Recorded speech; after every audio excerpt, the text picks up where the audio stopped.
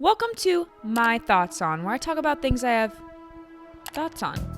My name's Amanda Armanimo, and today we're going to be talking about the best season of Love is Blind. I don't need my partner, age difference or not, to expect me to be a 34-year-old. I'm 24. I know what I am. So strongly that you want to tell them you'll marry them, and within 12 hours to retract it. Watch your wig, because it keeps sliding. It's been sliding since day one. His mom says, don't marry some whore off a reality TV show. So they probably think I'm some whore off of a reality TV show. You baby, I know you. I honestly have to thank you guys for having me watch the first season of Love is Blind. And I feel like a psychopath because I explained my mom like the idea of this video, and she was like, how could you watch a show and you've never seen the first season? So yes, the rumors are true. I have only seen Love is Blind season 2, 3, 4, 5, 6, 7, and unfortunately 8. Now, who would have thought that I would go back and watch season 1? Because it definitely wasn't me. But so many of you guys wrote in the comments that it was like a goated, that it was such a good season that I just look like a complete hypocrite because I had never seen it. So I got bullied enough to go back and watch it, and thank you. Thank you for the loving bullyism, because I know it's dramatic to say that it is the best season of Love is Blind. But if I was to actually tier rank the seasons, I would put it in like an S or A tier. There would be some others up there. I don't know, season 3, season 4, season 5, those were all gold icons. So but I was genuinely surprised that a show just came out of the woodwork, ready to go. So I'm excited, and it's kind of cool because this came out in 2020. So let's do the math.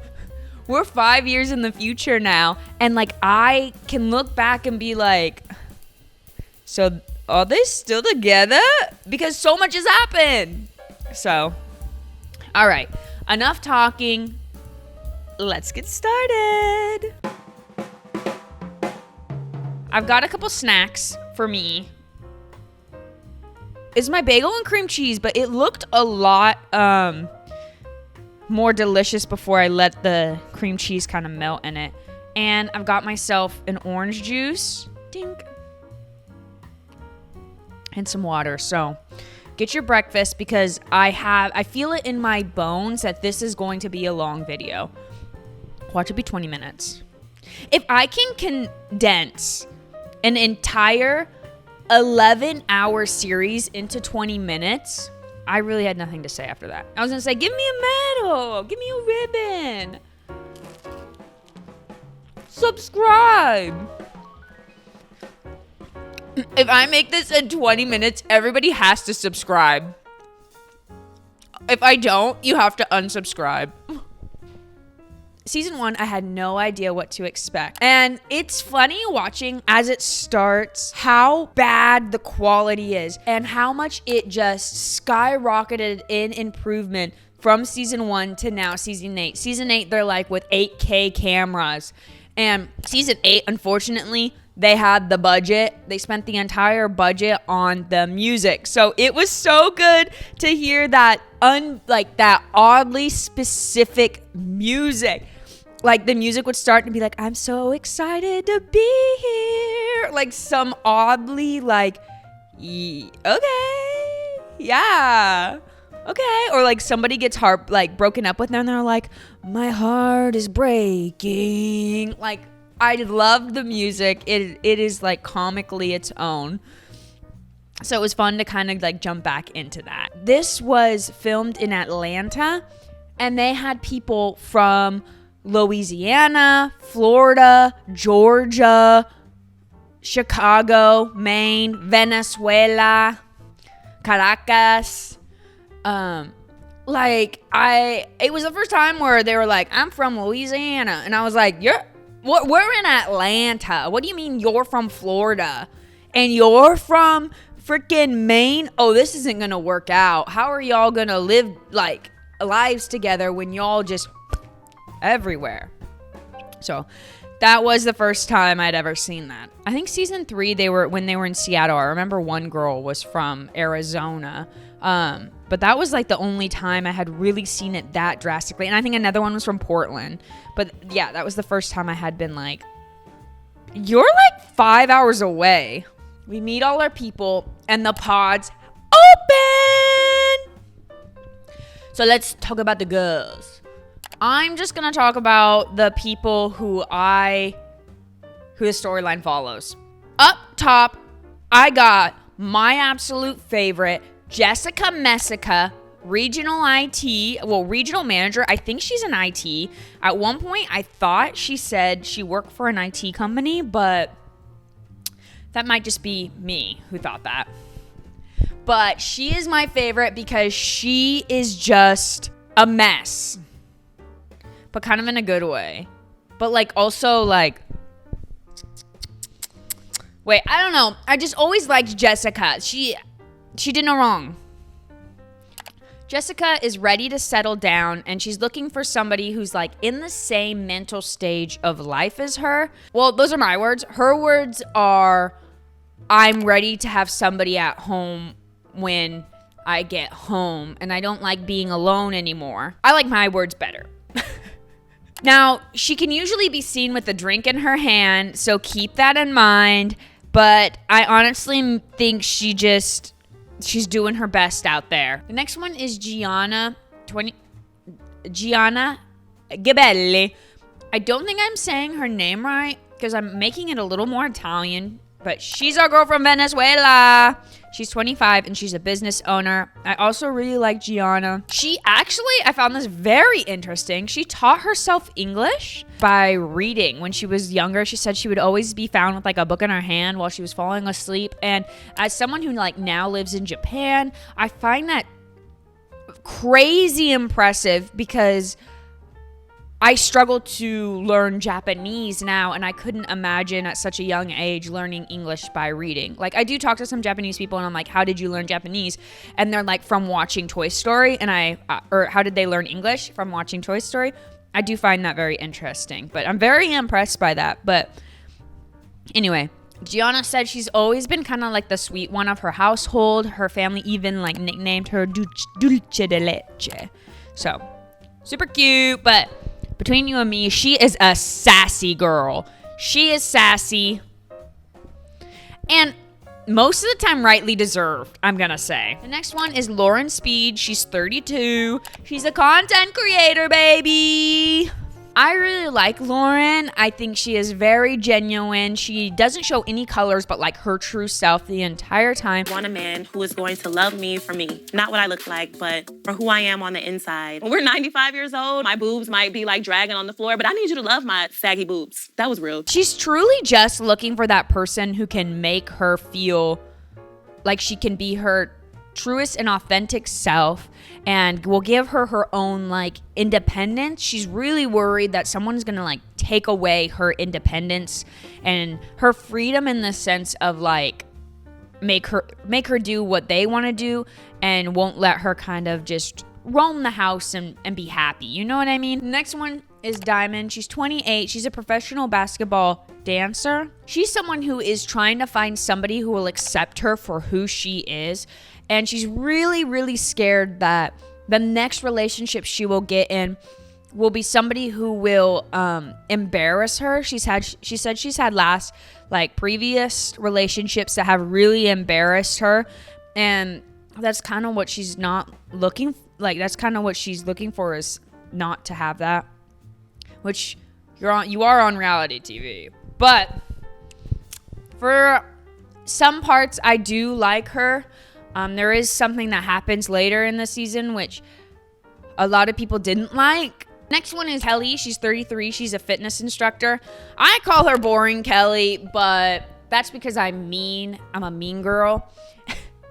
not a mean girl. She said she used to judge a book by its cover, and she'd only like men by like the outside appearance, and so she's learning how to love people from the inside.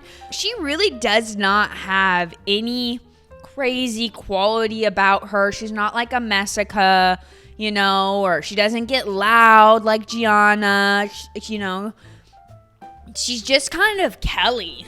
And then there's LC. We don't know much about her. She's 26. She's a recruiter. We do know that she's looking for somebody who's like her father, someone who's a people person, who's loud and fun. And I do know that she was on The Perfect Match. I don't know if that's a spoiler, but she is on The Perfect Match. And I did see her on The Perfect Match before I watched this season. I just didn't know that was her until later when they're like, NLC's on The Perfect Match. And I was like, oh, I saw that season. Oh, that was her. And the last one is Amber. She's 26 and she is an ex-tank mechanic. And she will let you know that she was in the Georgia National Guard.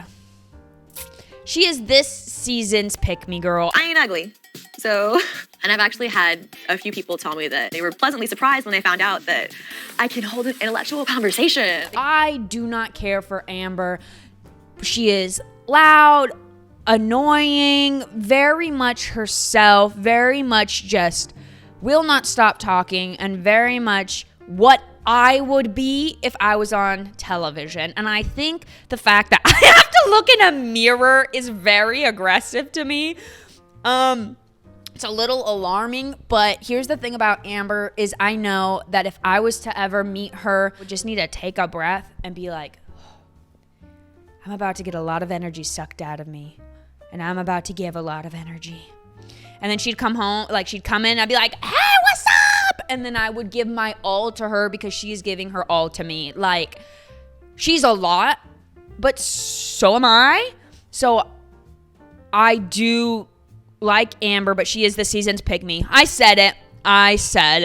Now moving on to the boys. Our first one's Cameron Hamilton. He's just very sweet and not the nice boy, but does not give nice boy energy. Like, there's someone on this list that gives nice boy energy, and I just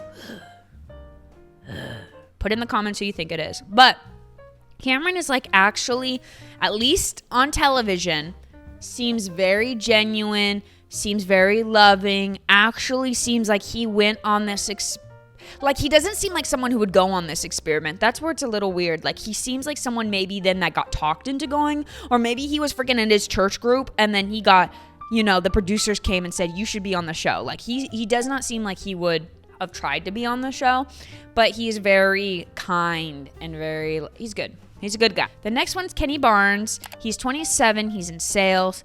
He ultimately just also wants to be accepted and valued. He wants to find someone that he can openly talk to and feel loved.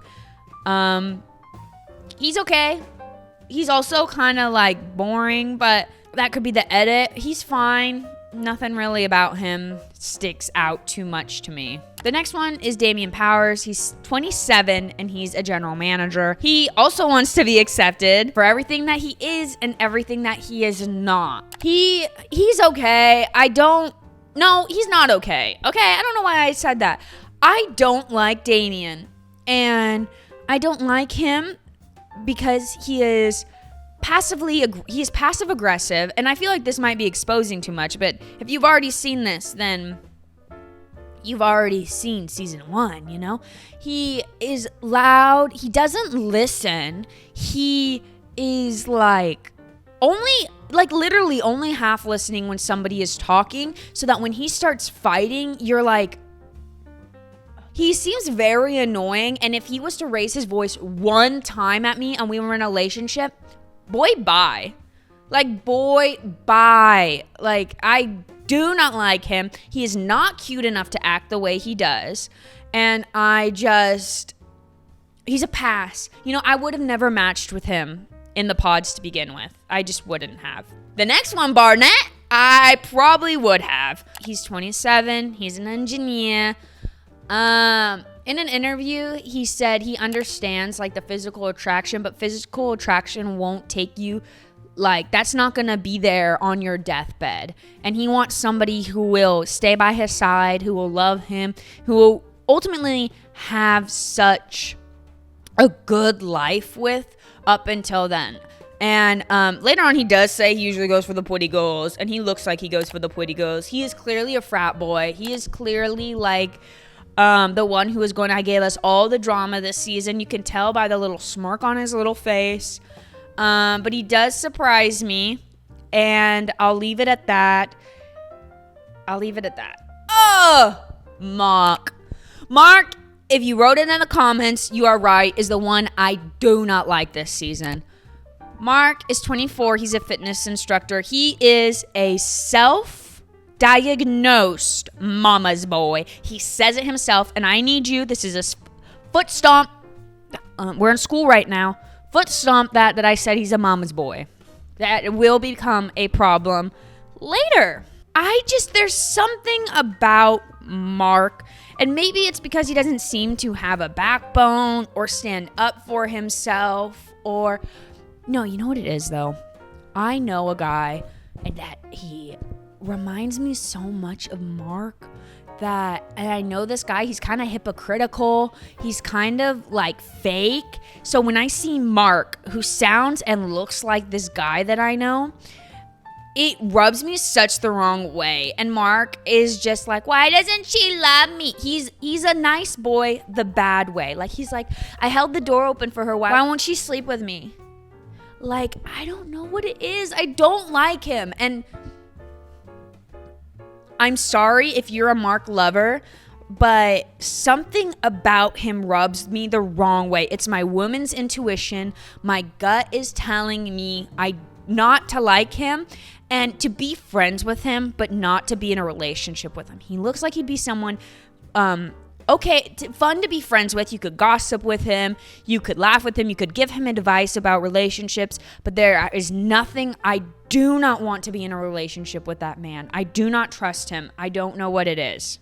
I don't know what it is. I've watched this season twice now, one time fully, just to get like the overview, like to actually watch it, and then second time to take my notes. And both times I did not like Mark. The last one is Carlton Morton.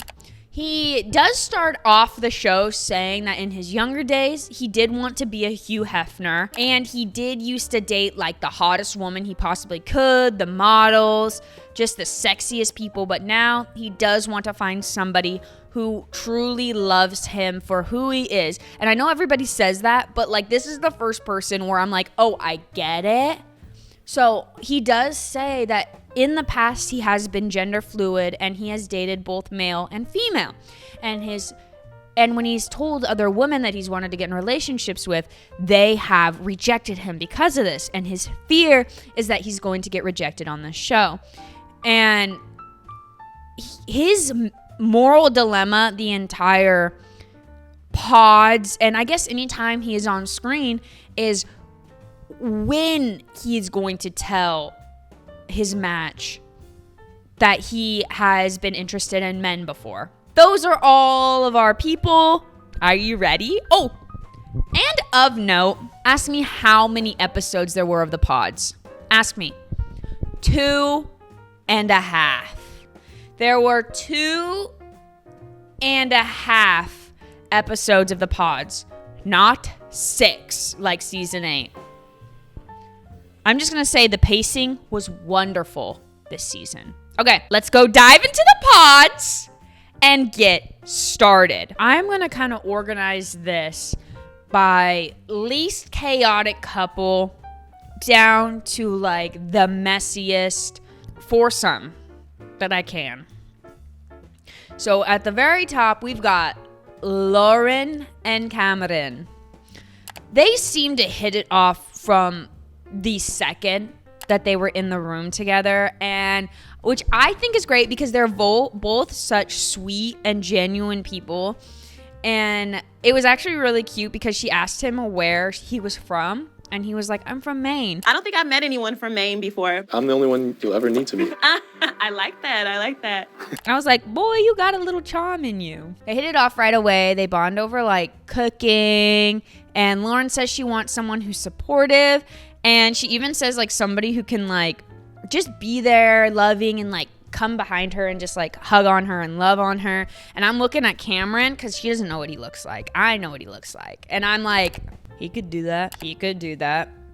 It's kind of obvious right away, at least to us as the viewer, that they are going to be a very stable first couple. Like, you know, they might even be the first ones to get engaged. Like, it's very clear how well they fit into each other's lives. And at the end of the day, they even are like, oh, I want to continue to see each other. And as the days continue, they do mention that they have kind of been talking to other people. But at the top of their list, which we don't see, but at the top of their list, it is each other. Literally, by the end of the second date, Lauren's like, I think I found one. What? And on day 4, they say, I love each other. Like, their romance is kind of like skyrocketing. And Cameron says he wants somebody who can like support him and be there for him because he's a scientist. He's a like an AI scientist. He's more than just an AI scientist. You know, he used to be a firefighter, and he just really wants somebody who can understand him, and things can get difficult sometimes. And he's also very sensitive, which Lauren loves. She is about a sensitive man. Which is really cute. So am I. I like a little man. I like a little man. I'm sorry, Tyler, my husband. I did not mean that. I was gonna say like a man when he can cry a little. Not I like a little. Tyler's a big man. He's a big boy. Not a little boy. And on day 5, they are the first to propose. They say yes, of course. They're their one and onlys. They open the doors. Oh my gosh. You could see the little love hearts on her freaking eyes. And he's like drooling, little like, wooga, a wooga. Like Cameron is in love with her. And they run to each other. And it's just so pure, so cute. She even calls him a freaking prince. I can't believe how beautiful. Oh, you're so you literally look like a prince. Like Prince Charming. She's like, oh my God, you look like a prince. Like, have you ever heard that? No. I don't know why you look like a fictional character. You look like something out of like a cartoon. I know. Like, ain't nobody called them a prince before. It was just pure. And at the end of like the talk, like when she's kind of down from her high, she's like, I understand there's challenges, but they're not challenges that aren't worth going through. She just hopes that the world isn't cruel enough to try to destroy their I was gonna say interracial love, but like their love. They're on the way to Cancun. On to the next less stable couple. Kelly, Chase, and Kelly. Why am I giving them like their full government name? I think because the place that I like copy and pasted their name had like their first and last name on it. So I'm over here like giving them, like if they had given me their middle name, I would have said it. If they would have given me their social security, I would have been over here like 147. So Kelly and Kenny really don't have a lot of airtime. In my opinion, maybe I was snoozing for a bruising when they popped on the screen. It could be I'll say it's a me issue. They did not have a lot of airtime. And at one point, Kelly even pops on the screen and says it's crazy because she didn't even see herself finding one match, but she has potentially 3 matches. And I'm like, Kelly has 3 matches? So apparently she's going to love war in the background. I had no idea because all we ever see her with is Kenny. So good for her. But they do immediately bond on the fact that they have the same favorite childhood book. And this actually, I thought this was so funny. So this childhood book, like something about a mom, something about a baby. And I was nodding because they didn't say the name of it. And I was nodding around and I was like, yeah. It's Are You My Mother with that little bird. It's probably that one. It's definitely not. But like that's in my head. I was like, it's the little bird book. They actually have a very, very sweet moment where they bond over the fact that they're both lonely, but it wasn't an embarrassing, like, lonely, like, I'm lonely and desperate. No, it was like, I'm gonna be vulnerable for a second. This is something I'm struggling with. I feel alone. It was very pure, and they're like, I'm, 33. I haven't found anyone, and have for the past few months felt alone, and like no one understands me, and there's no one for me, because that kind of sounds more desperate, but it was very like emotional. It was sweet, and it did not feel cheesy at all. It was like, wow, thank you for opening up.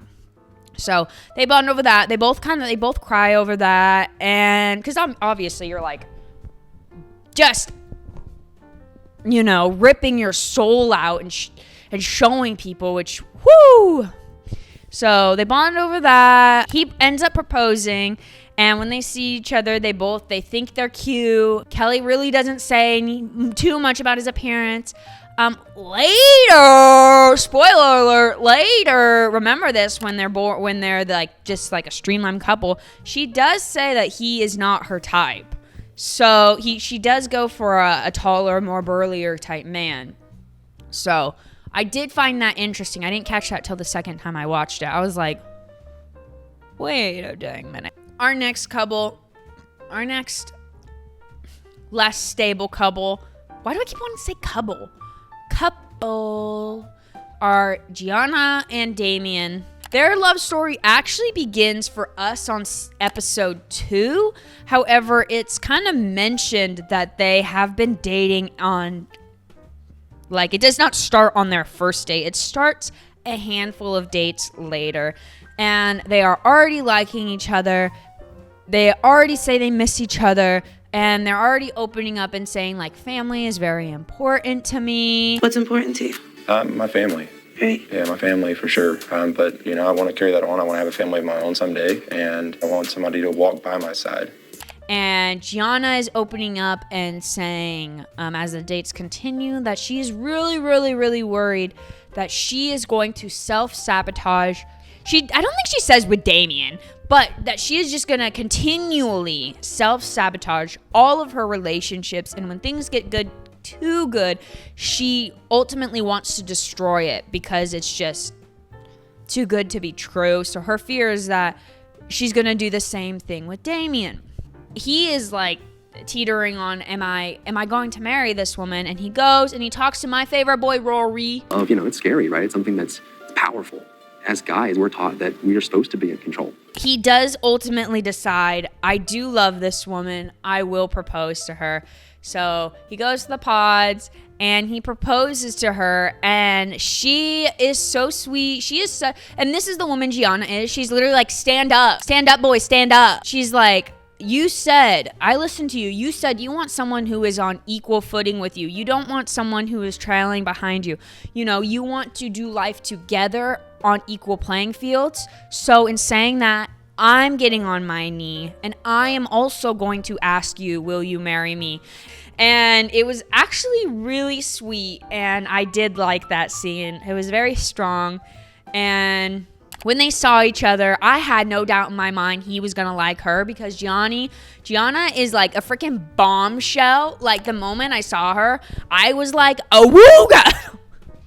No, she is very beautiful. She's a very beautiful woman. And so it was funny because I'm looking at Damien and I'm like, maybe he has a good personality. She liked him. He said that she took his breath away when he saw her, which was very sweet to say. I do like that.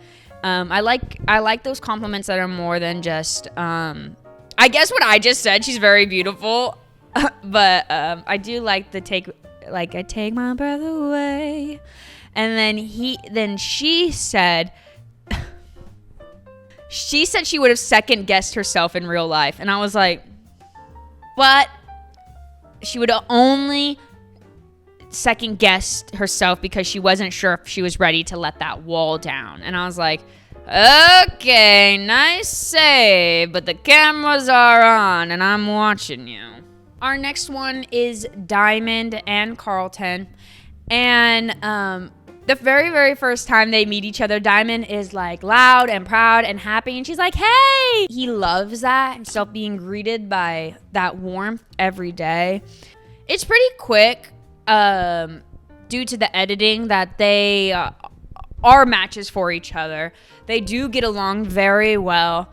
Diamond says that she is a strong woman, and she does want somebody who will love her for her strength and who she is, not because she's beautiful. And she says, my mama didn't name me Diamond for no reason. It's cute. Like, strong. And Carlton does pick up on that strength without her having to tell him she's strong. He says he loves that. He loves that she's a different type of woman. And that he could build a deeper relationship with her. And they even have like a date later on where he does open the platform. And I don't know why he didn't take the opportunity. Maybe he got scared. It is hard to come out like that. So I could only assume it would be. And so he does he asks her what her biggest fear is. So she says her biggest fear is that she'll get hurt and she'll end up unhappy, disappointed, and embarrassed by her partner, because that's what has happened in her past relationships. And he says his biggest fear is that he won't be accepted or loved, and somebody will judge him because of who he is. But he doesn't continue the end of that sentence, which I can only say so much. I think he should have said it there. He should have said, because I'm gender fluid. But that's because I know the future. That's because I've got, 5-year vision and I know what happens. Anyway, he proposes. They both say they've never connected with anyone like this in their entire life. Diamond even tells this really cute story about finding a ladybug on her mirror, and her father has now passed, since passed, and she'd always equated ladybugs with him. So she felt it was his way of saying it's gonna be okay. They have a sweet moment. They both cry together, and still to this day, Carlton does say that this is the happiest moment of his entire life. And I do find that very sweet, because he looks very happy. They meet, they're both very into each other. It's honestly kind of bittersweet to watch. And she says she loves bald men.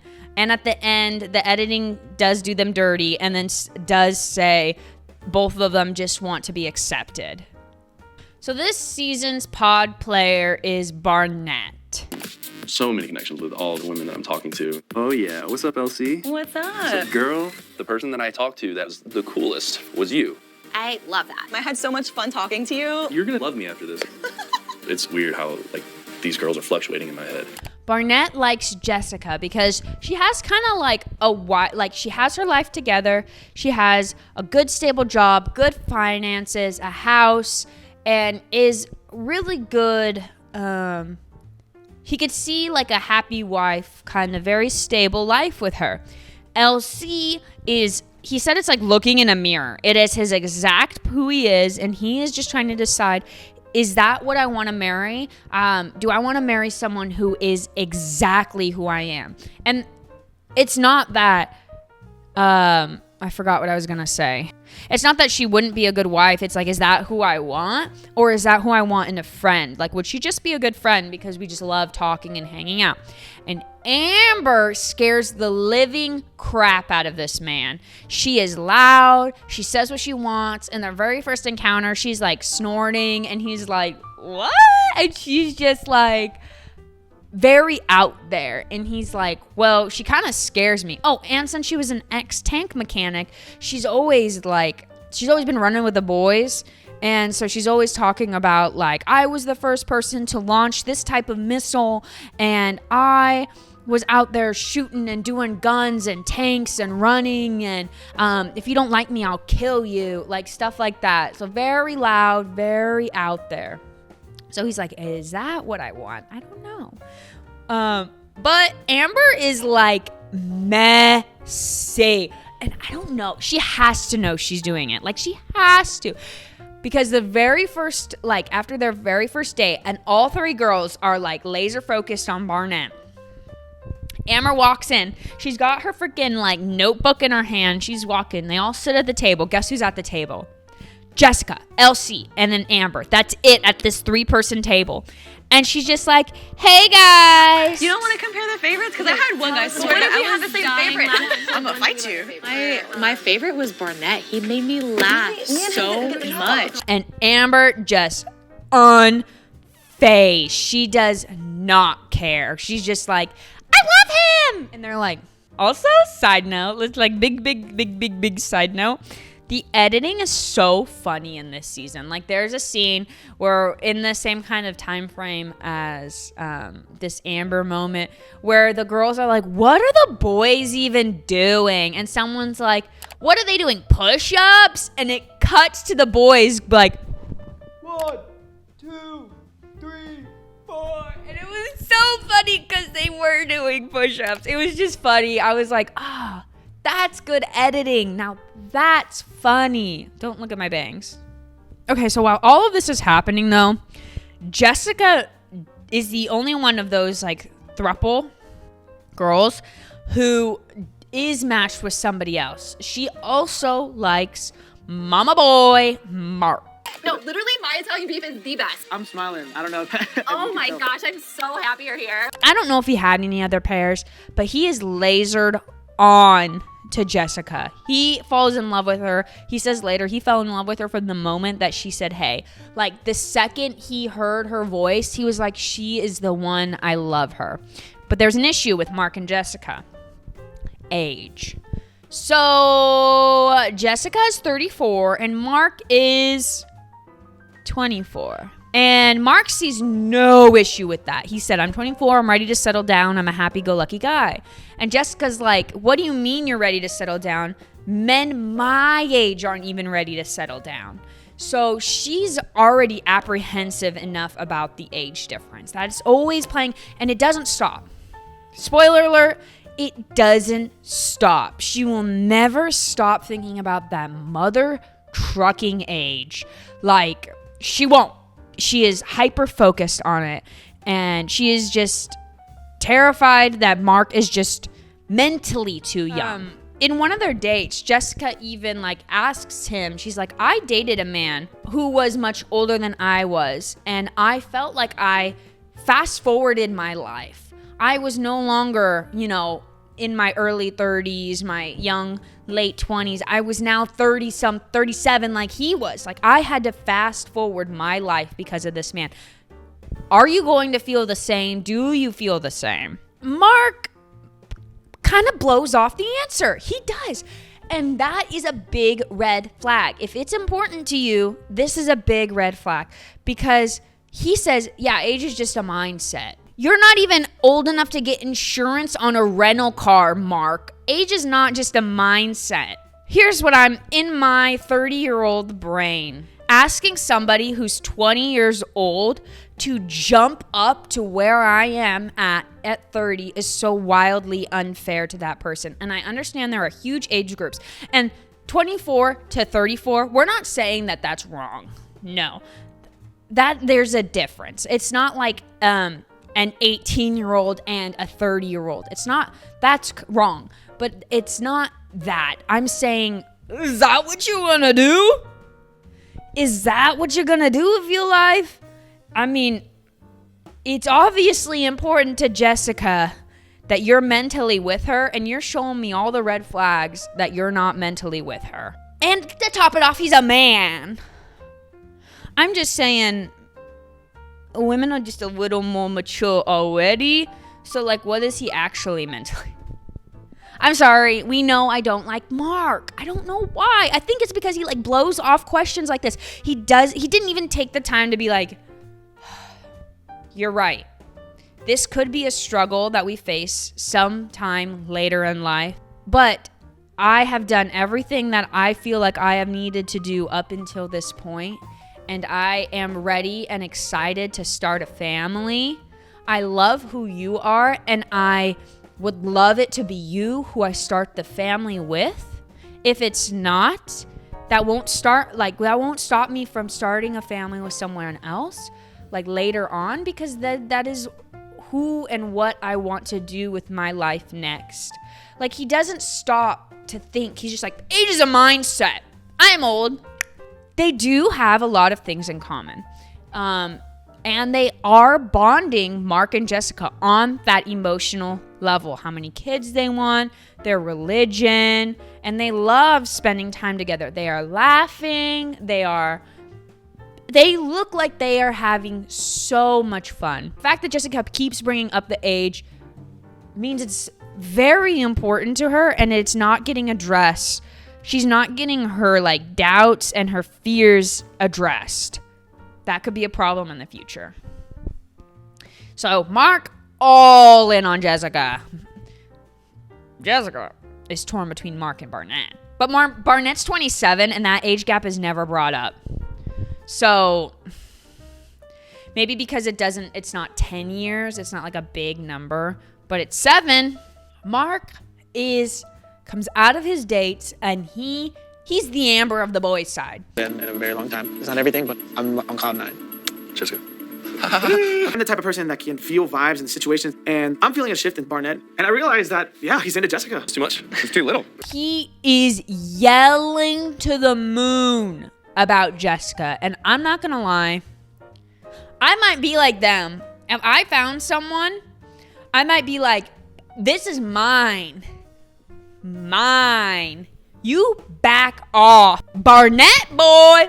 Barnett's in the men's living quarters, and he's watching, and he's listening, and the man, like, desire to win and have something that belongs to somebody else is like growing inside of Barnett. And the more that Mark talks about Jessica, the more Barnett's like, but I love Jessica. And you're like, well, I guess you chose then. Our boy Rory is even seen again talking with Barnett and being like, Barnett's like, I don't know which one to choose, but I love Jessica. And he's like, well, are you getting emotional with Jessica? And he's like, no. He's like, then open up emotionally with Jessica, and maybe you'll feel like she'll just skyrocket, you know what I mean? And be like the ultimate number one. And then Barnett's like, okay. Jessica is telling her friends privately, she's like, I can't believe like I'm having these two connections. I'm not sure which one to choose. Like, Mark, he's such a big age difference. I don't know how that's going to play out in the real world. Like, I'm really nervous. She's still talking about it. Or Barnett, because he suddenly became so much more interested. And like, now I'm more interested in him, and I just want to see where things go. Which we're like, yeah, Mark is the cause of him becoming so much more interested. So when Barnett and Jessica have this is the infamous date. They have their date, and Jessica's like, oh my God, like, I'm so excited. I'm so glad it's you. I'm so glad to talk to you. And Barnett goes, don't split. Wow. I could not be on the reality TV shows. I would ruin all my one-liners. And Bart, I literally would ruin all my one-liners. Barnett goes, don't blow smoke up my ass. And Jessica's like, whoa, are you mad at me? Like, what did I do? Like, are you mad at me? He's like, like, I know you have other connections with people. And Barnett's biggest fear is that she is just lying to him, saying whatever she has to make him choose her. And she's saying the same exact thing to Mark that she is to him. And I'm not saying that she's not, but I mean, she does have a genuine connection with the both of them. And I'm just going to say her number one was Mark until Barnett amped up his aggression, and then now she's actually really torn. It gets to the point where Barnett says like the craziest thing I have ever heard. If this place had no other guys and no other girls, like, I would propose to you tomorrow. So you're telling me if I was the only option left, this is not a compliment, Jessica, if I am the only option left, that's when you would choose me? There's no more men in the pod? There's no more women in the pod? And that's when you'd be okay with choosing me? That I would dump him. Like, rude. So, but that's not what Jessica heard. All Jessica heard was, I'm ready to propose. And she is flustered. But Barnett does kind of amp her up even more because she's like, well, what do I need to do? And he's like, well, make it clear. Make sure I know whose side you're fighting for. You fighting for me or him? Pretty much. My words, not here. Not his. He said, like, make it clear or something. And she's like, okay, I will. And you know she's about to go break up with Mark. You know it. Amber is still out in the living quarters, like going like, it's Barnett or bust. Like she is looking in the eyes of Jessica and LC. And honestly, if I was at that table, if I was LC, I'm about to bust you. Like, what the hell you mean it's a Barnett or bust? That Barnett is my boy. He's my man's. Like, what do you mean it's Barnett or bust? But it makes great reality television. I'm watching this and I'm like, I can't believe you said that. So I'm glad she said it, but she's literally she has not only her own cards out on the table, she's got other people's freaking cards out on the table. She has laid all the cards out. She's like, I am going home if Barnett does not propose to me. I do not like anybody else. I like Barnett. I have said that since day one. And I don't care if you guys know. I will have him. Just the confidence on that woman. Of course, all she really said was Barnett or bust. I'm reading the room, and Jessica is eating up Amber saying Barnett or bust, and that is fueling her also. Because Jessica's like, he's saying the same thing to me. He's talking about marrying me. She's saying that in her head. Like, she is eating up that Amber is laying out everything on the table. And she's like, you don't even know the truth, and you look like a fool. So she goes to Mark, and she's like, sorry, I'm dumping you, baby. But she says it very nicely. Of course, I'm dramatic, but she says she wants to explore her other choices. His heart is broken. He's like, you're the only one for me. And the second I heard your voice, I just knew you're the reason I'm still here. He goes all freak out mode.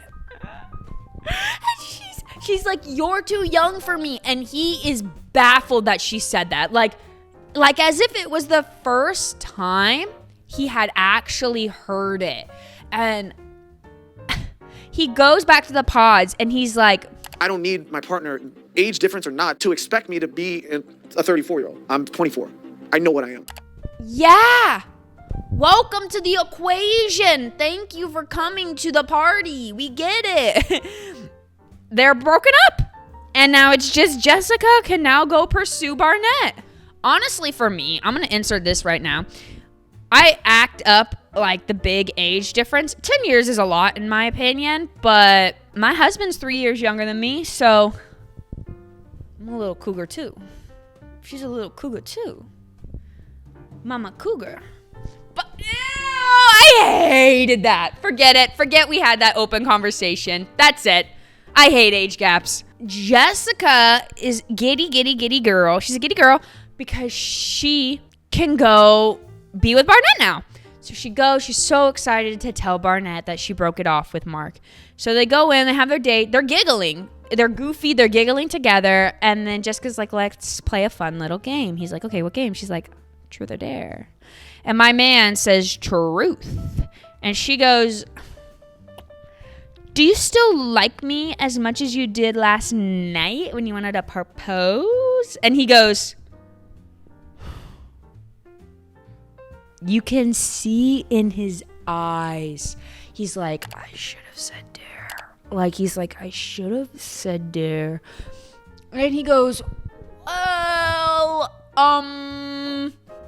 and the world comes crashing down on Messica. Like, the world. She goes,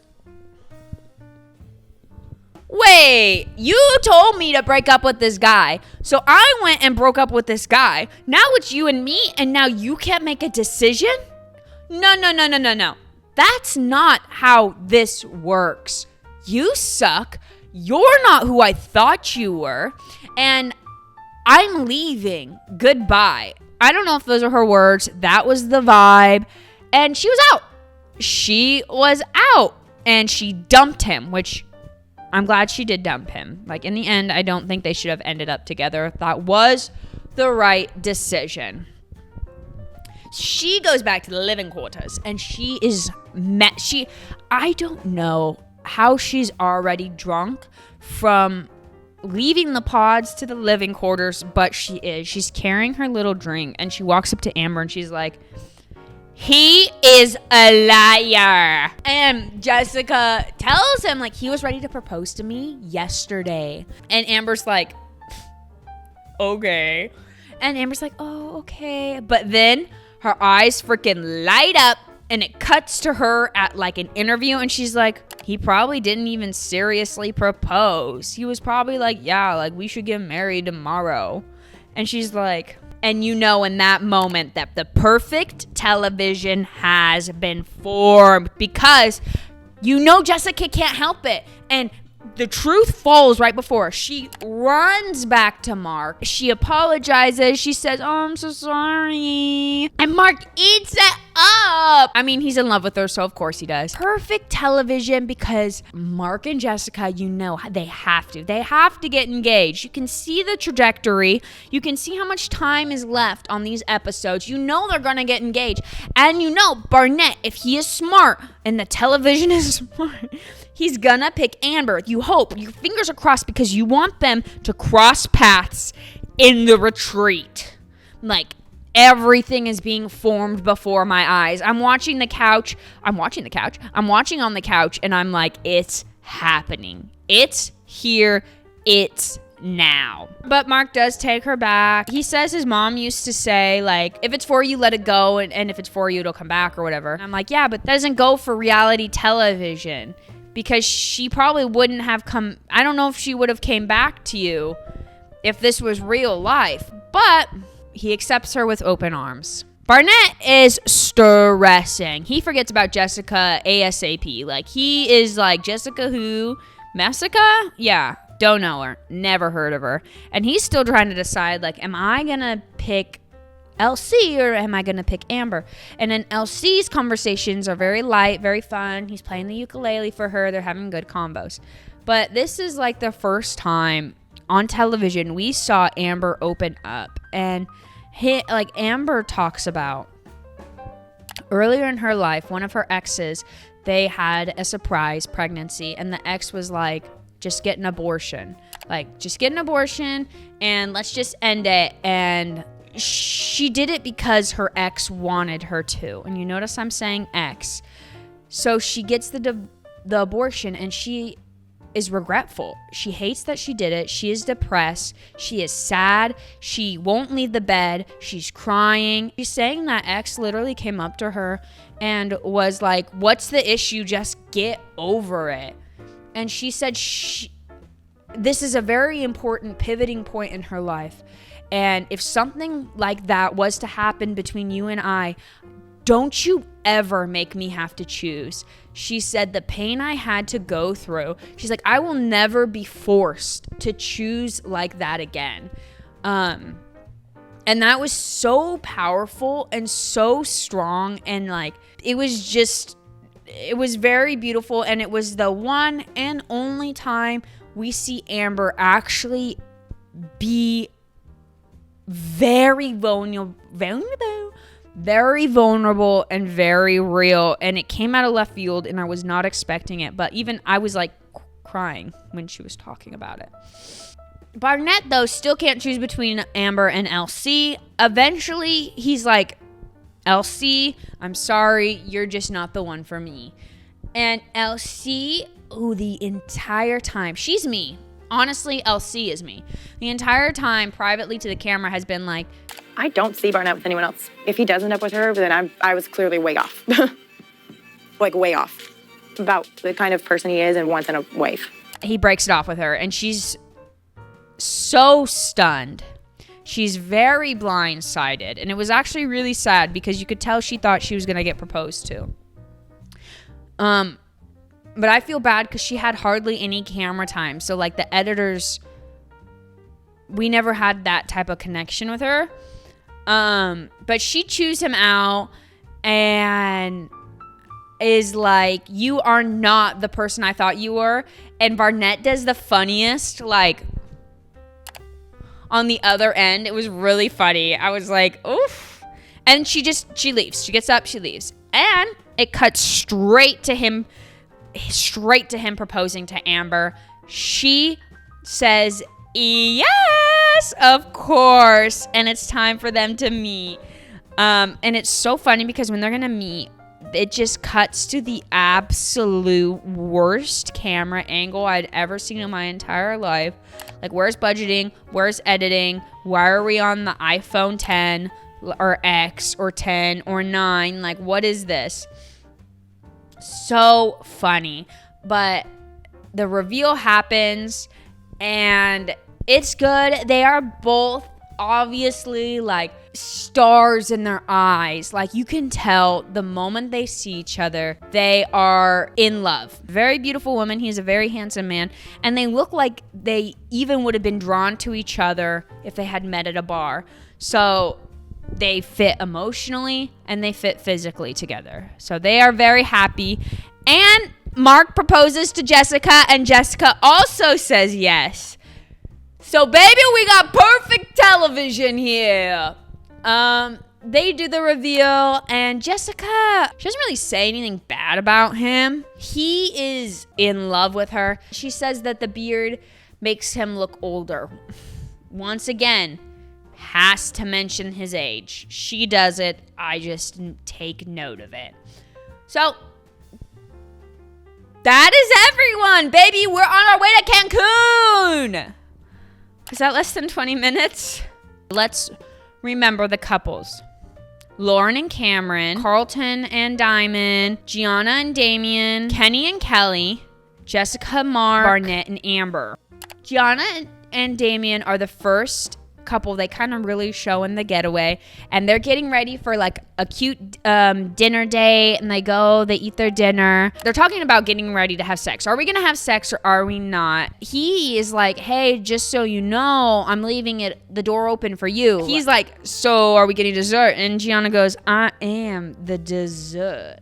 So she's ready, and then they go canoodle. They go canoodling. Kelly and Kenny have kind of a more, like, it seems sweet affection toward each other. And Kenny, he seems ready. Like, he's like, yeah, I'll have sex whenever she is ready. But Kelly is like, no, like, it is very, very important to me. But right now, like, we haven't seen each other before. I'd like to just cuddle. I'd like to just hold hands. I'd like to just be around each other and really get to know each other. And we love talking, so I would love to just like talk into the late night, you know, like just be around each other. She's like, that's kind of more what she wants. It seems very cute. It seems very pure, like just very sweet.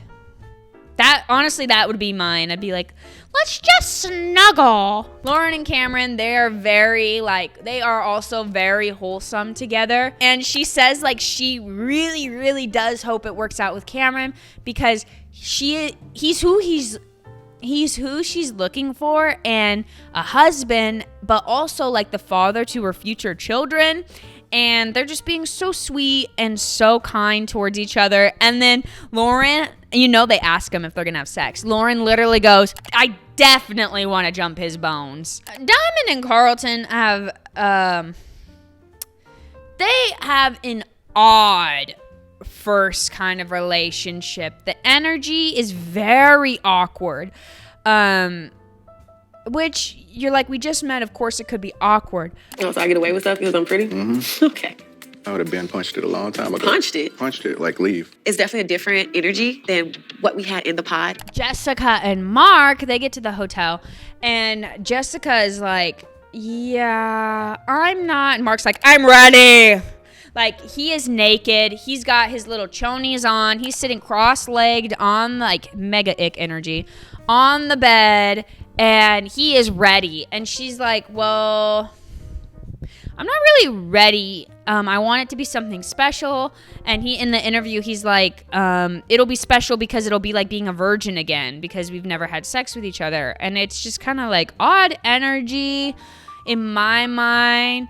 And Jessica's like lightly like, I fell in love with the voice and who he is on the inside. And I'm still trying to connect those two.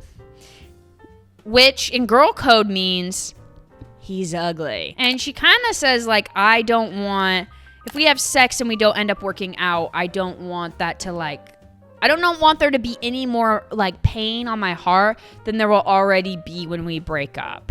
And I wonder that if she was paired with Barnett, if she would be saying that same thing. But I get it because I would feel the same way. And you are also dealing with the fact that she does love this man. She does love this man emotionally. She does vibe with him. And if you're not initially attracted to him, she is dealing with, okay, is the emotional connection something that can get past my physical connection with him and I will eventually be so deeply in love with him?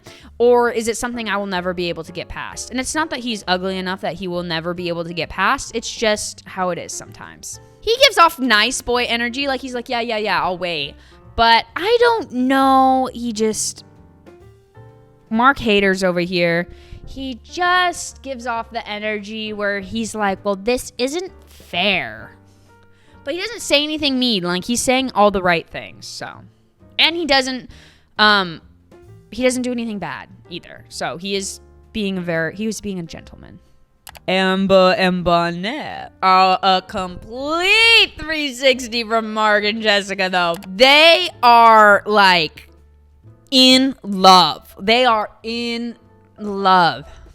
And Amber is even like, I am going to have the prettiest babies. Like, there's no breakup in her mind. There's no ending. It is like, we're end game together. Love that energy. Barnett even agreed. He's like, no, she was the right girl for me. Like, she is the right one. And then they just start making out in the hot tub. We cut back to Diamond and Carlton, and they're outside by the pool. You know it's about to happen. So Carlton tells Diamond that he is gender fluid. And Diamond is like, okay, well, how do you know I'm the love of your life? And do you feel the need to date any more men, like another man? Which I'm not in that community, like I'm not gender fluid or anything. So I don't know if that's an offensive question. To me, it seems like an appropriate question because if he was just to say no, then I'd be like, okay, end of story. Let's move on. But he immediately shuts down. He gets defensive. He gets loud. He says that's a huge misconception. He immediately, of course, his biggest fear is happening right in front of him. I just don't like the way he acted in this situation. Looking at you right now. No, I'm listening. But I feel like your eyes are so blank. I mean, it's like a lot to take in. I know. Fuck!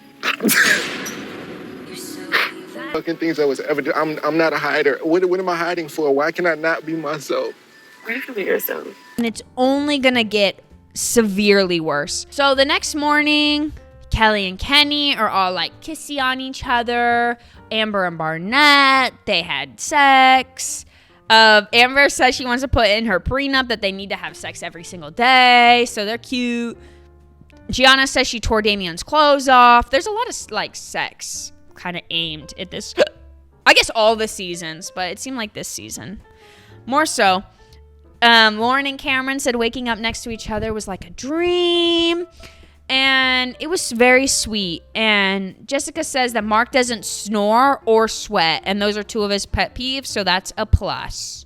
So yeah, everybody's having a good date, but they do seem, Mark and Jessica are giggling, and they do seem like happy with each other, so that is a good step. Carlton and Diamond, though, they slept in 2 separate rooms. Diamond said she just needed her time, and but she does really want to talk to Carlton. And so they meet by the pool, and Diamond isn't saying it's over, but Carlton in his mind is like, it's over. Yeah, and the absolute worst thing that could happen happens, and the only thing I can do is play it. Yeah. Then you would have been here and told me from the day one that Diamond, I am bisexual. I don't have to disclose information that I'm not ready for. Fuck about a ring. Fuck a ring. Fuck a ring. This is why I don't deal with bitches like you.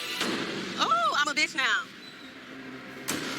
You gonna call me a bitch in my face? I don't deal with women like you. Fuck you. She has proven herself to be ignorant. She has proven herself to be stereotypical. I feel betrayed just as much as she feels betrayed. They broke up. And I'll insert this now. In the reunion, they're very much apologetic towards each other. They faced a lot of backlash on both sides.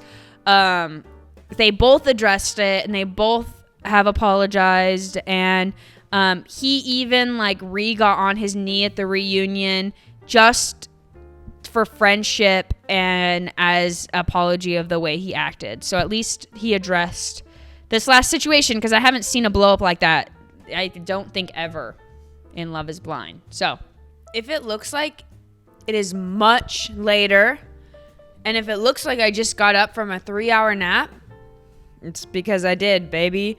I'm a little out of it because I literally just woke up and I was like, it appears my camera is recharged. Yeah, I ran out of batteries and I ran out of storage space. So I got a root beer and I got some crackers for my post-nap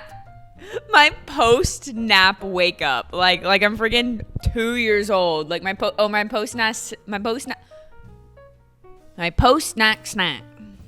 Rub your little hands together like a little fly.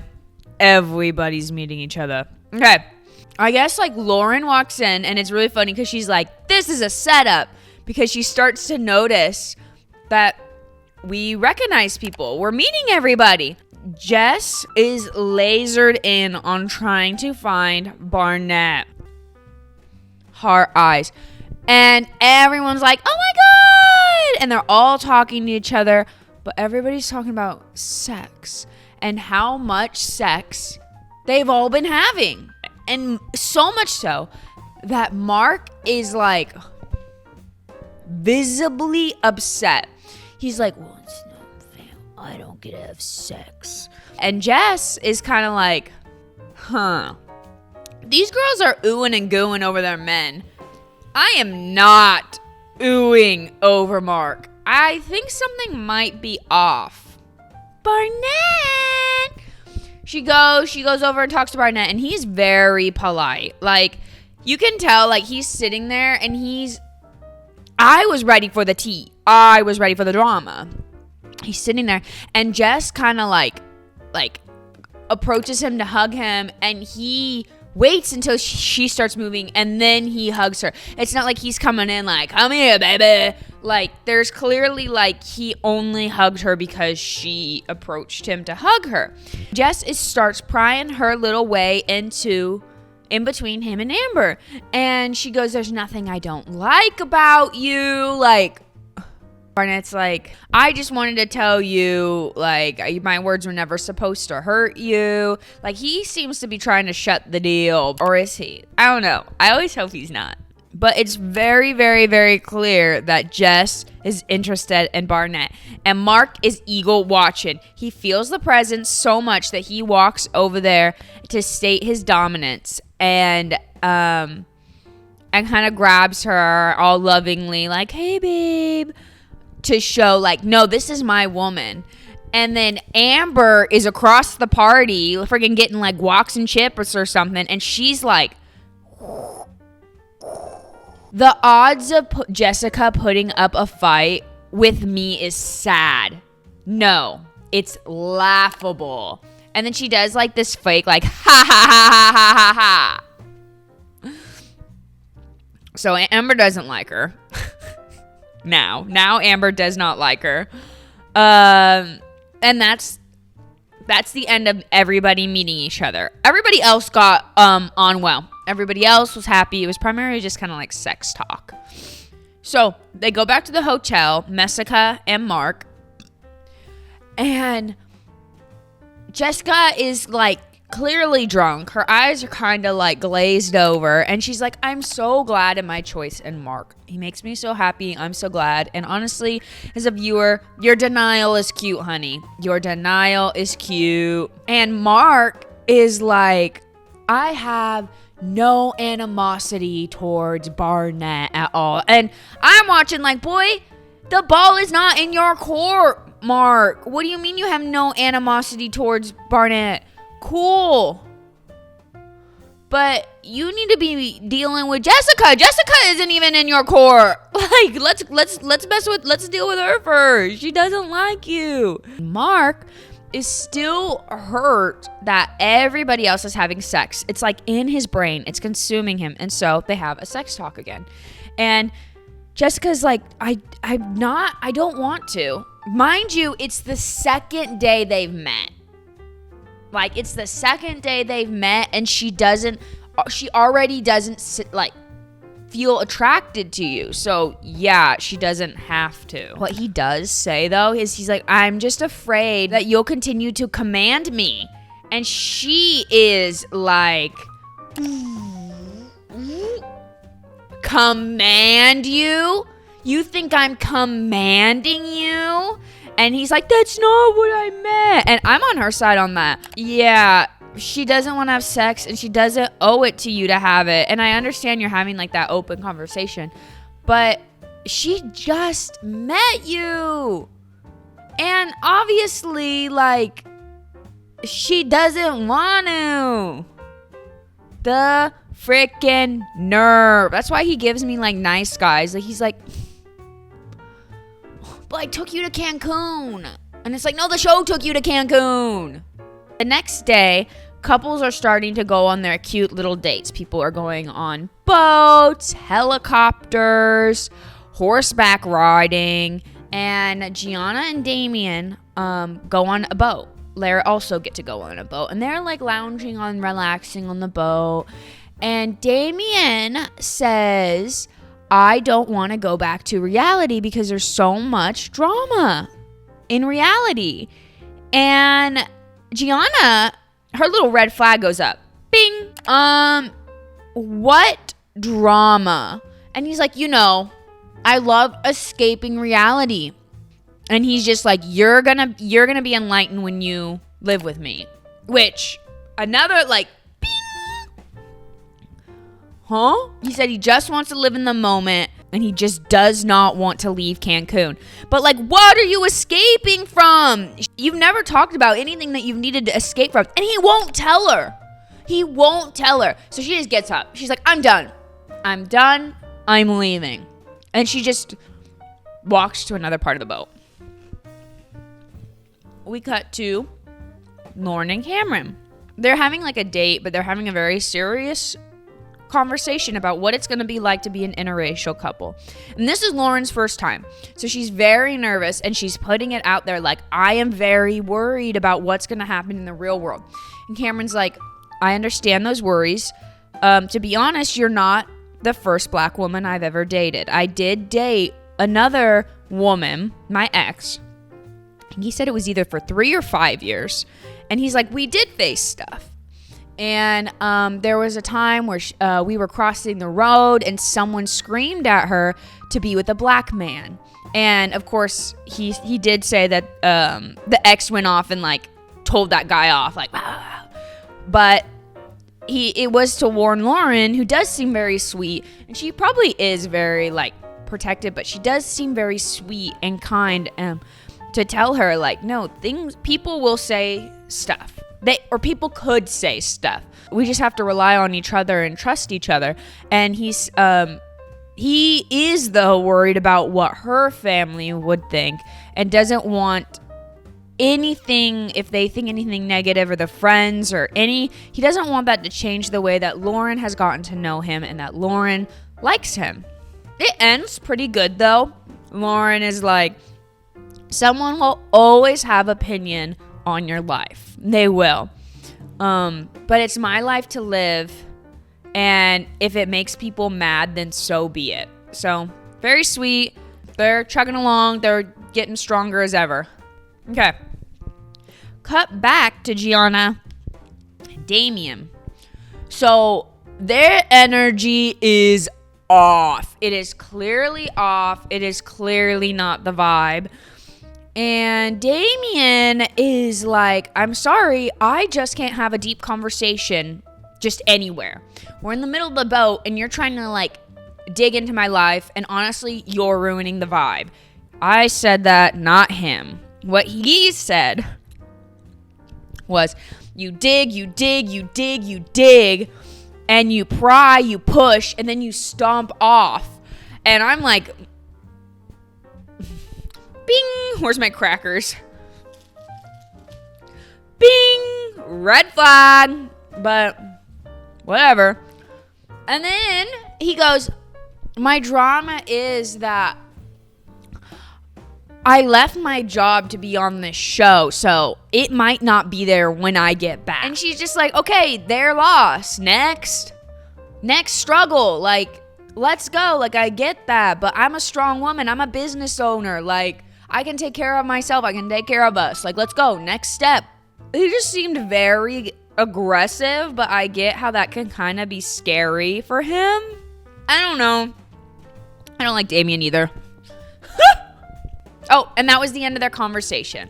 So, ended on a good foot. She ended supporting him, making him feel like if something was to happen, she would be there for him. We have another outing, and this time, everybody is like on top of each other, especially Amber and Barnett. The moment that Jessica walks in the room, they are like slug faces. They are making out, and Jessica cannot take it.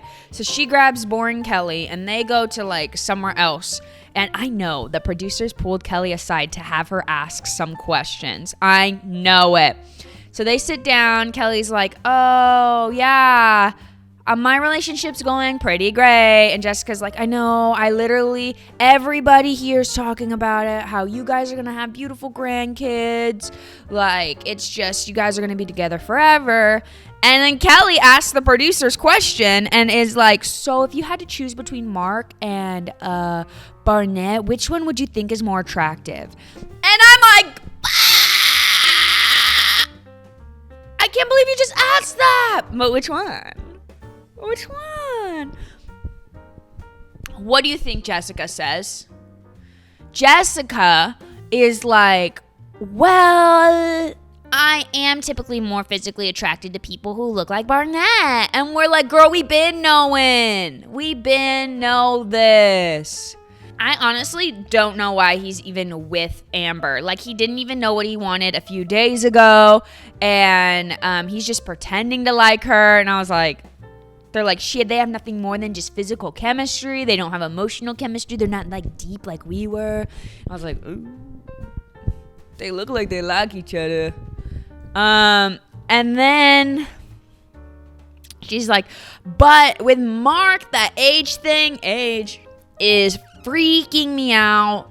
It hasn't been a problem yet, but we'll see in the real world what it's like. The way I feel when I'm around Mark is not the way I want to feel around my fiance. What's up? Hey, babe. What's up, Ben? What? So Mark and Jessica kind of have like a conversation or something off screen.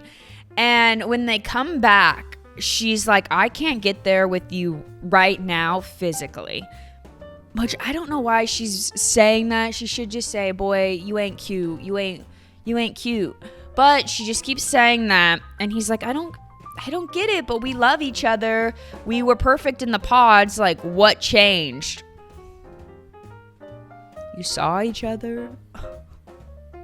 So it's just so annoying. But I do feel bad. I do feel bad for Mark. And Jessica takes off her ring. I don't have my wedding ring on. Takes off her ring. And she's like, I can't wear this right now. I can't meet your family right now with this ring on. It's just not how I feel. And I don't want to like drag you on. I want to continue to get to know you, though. I want to get there. I just don't feel like a fiance. And Mark is like, he is heartbroken. And he's like, I'm so sad. I love her so much. I love being around her. And I'm like, boy, stand up for yourself. Grow a backbone. Say something. Like, he's just like, ooh. Like, I don't know what I want him to say because I don't like Damien who says something. So, I don't know. It's just... that's how it ends for that, like, them right there. Okay. Next day, another pool party. The producers, the editors, they knew what we wanted. And it was group parties. And it was everybody together. That's what I want. Messica is on the loose today. She's like, it's kind of like not super, it's kind of like super awkward because we all used to date each other not that long ago. And we're like, is this the first party of you guys meeting each other? Like, we've been knowing you guys were all dating. And I don't think you were dating everyone. I think you were just dating Barnett. And she's like, there was someone, like as if we didn't know who. She's like, there's someone in this pool party who was about to propose to me who is not Mark. We're like, I know. It was Barnett. And also, he didn't say he was going to propose. He said, if you were the only option, I would propose. That's not a proposal. Jessica Messica sits down with Barnett and she pulls out all the stops. And she's like, are you even like emotionally invested in Amber? I got really emotionally invested in that. And then I feel like you did too. I mean, I'm happy, so. Yeah. If Barnett and I continued our relationship outside of the pod, you would see a totally different Barnett, an introspective Barnett, a sophisticated, holding himself high Barnett. Interesting to see that he chose something completely opposite of kind of what we had going. But he was very firm on his like for Amber, and I really like that. So we see you, Jessica, but Barnett does not. And almost done. Gianna and Damien are falling deeper into love, but they're both terrified because of it. But that's a positive. So, we're done with Cancun, baby. We're going home to Atlanta. Sorry if it seemed like I was trying to speed up that last bit. My memory card was out of memory because I've been filming for 2.5 hours. Do you remember when I thought this was going to take 20 minutes? I'm very curious how long this video actually is. Okay, new, but if it hits 2 hours, you have to resubscribe. So, obviously everybody's unsubscribed because of past 20 minutes. Now we're resubscribing, baby. Okay, if we hit the 2 hours, everybody has to. I'm sorry. It's the rules. I don't make them. Okay, so in case you're lost because I was zooming, Cancun, over, done with. Everybody's kind of vibing. Everybody's on good terms right now, except for Jessica Messica and Mark, who Jessica doesn't have her ring on anymore. So we're headed back to the real world, and we are now in Atlanta, baby. We all move into this group complex, and I have, maybe I just never took note of it. I thought everybody always moved into their own house, but this season they're moving into an apartment hotel complex, so everybody is living on the same block. So of course drama will ensue. Production is thinking ahead. Keep them together, not fall apart. So I just don't remember them ever doing that before. We cut to Lauren and Cameron, and Lauren brings up a new insecurity that she's worried about, and that's that she is worried because she's never had a roommate before that Cameron might, I'm going to say it in my words, get in her way. Having someone living with you is it is a big change in your life. I mean, sometimes you just want to watch YouTube and be on your phone, but no, they want to watch TV with you. So you don't get to watch YouTube and you don't get to be on your phone. And now you have to watch TV. That's not passive aggressive. That's just what it's like having a roommate that you also love. He's not here right now, so I can say whatever I want. I'm a free woman. So they have that conversation, and they're talking about their pet peeves and everything. And it was actually this cute joke where they were saying Lauren's pet peeves are if you don't wash the dishes, just do she would hate me. This is why we couldn't be roommates. She's like, if you do if you make a dish, do the dish. Easy peasy. Then there'd be no dishes. And he's like, okay. And he's like, what other pet peeves do you have? And she's like, no sharing toothbrushes. And he's like, toothbrushes? Okay. And she's like, it's just, we can share a pillow, we can share a bed, we can share, clothes, we can share this, that, but we cannot share toothbrushes. And it was funny because she's like, okay, what are your pet peeves? And he goes, not being able to share your toothbrush. And I was like, boy, you funny. You cute. Okay, I see you. And she's glowing. It was cute.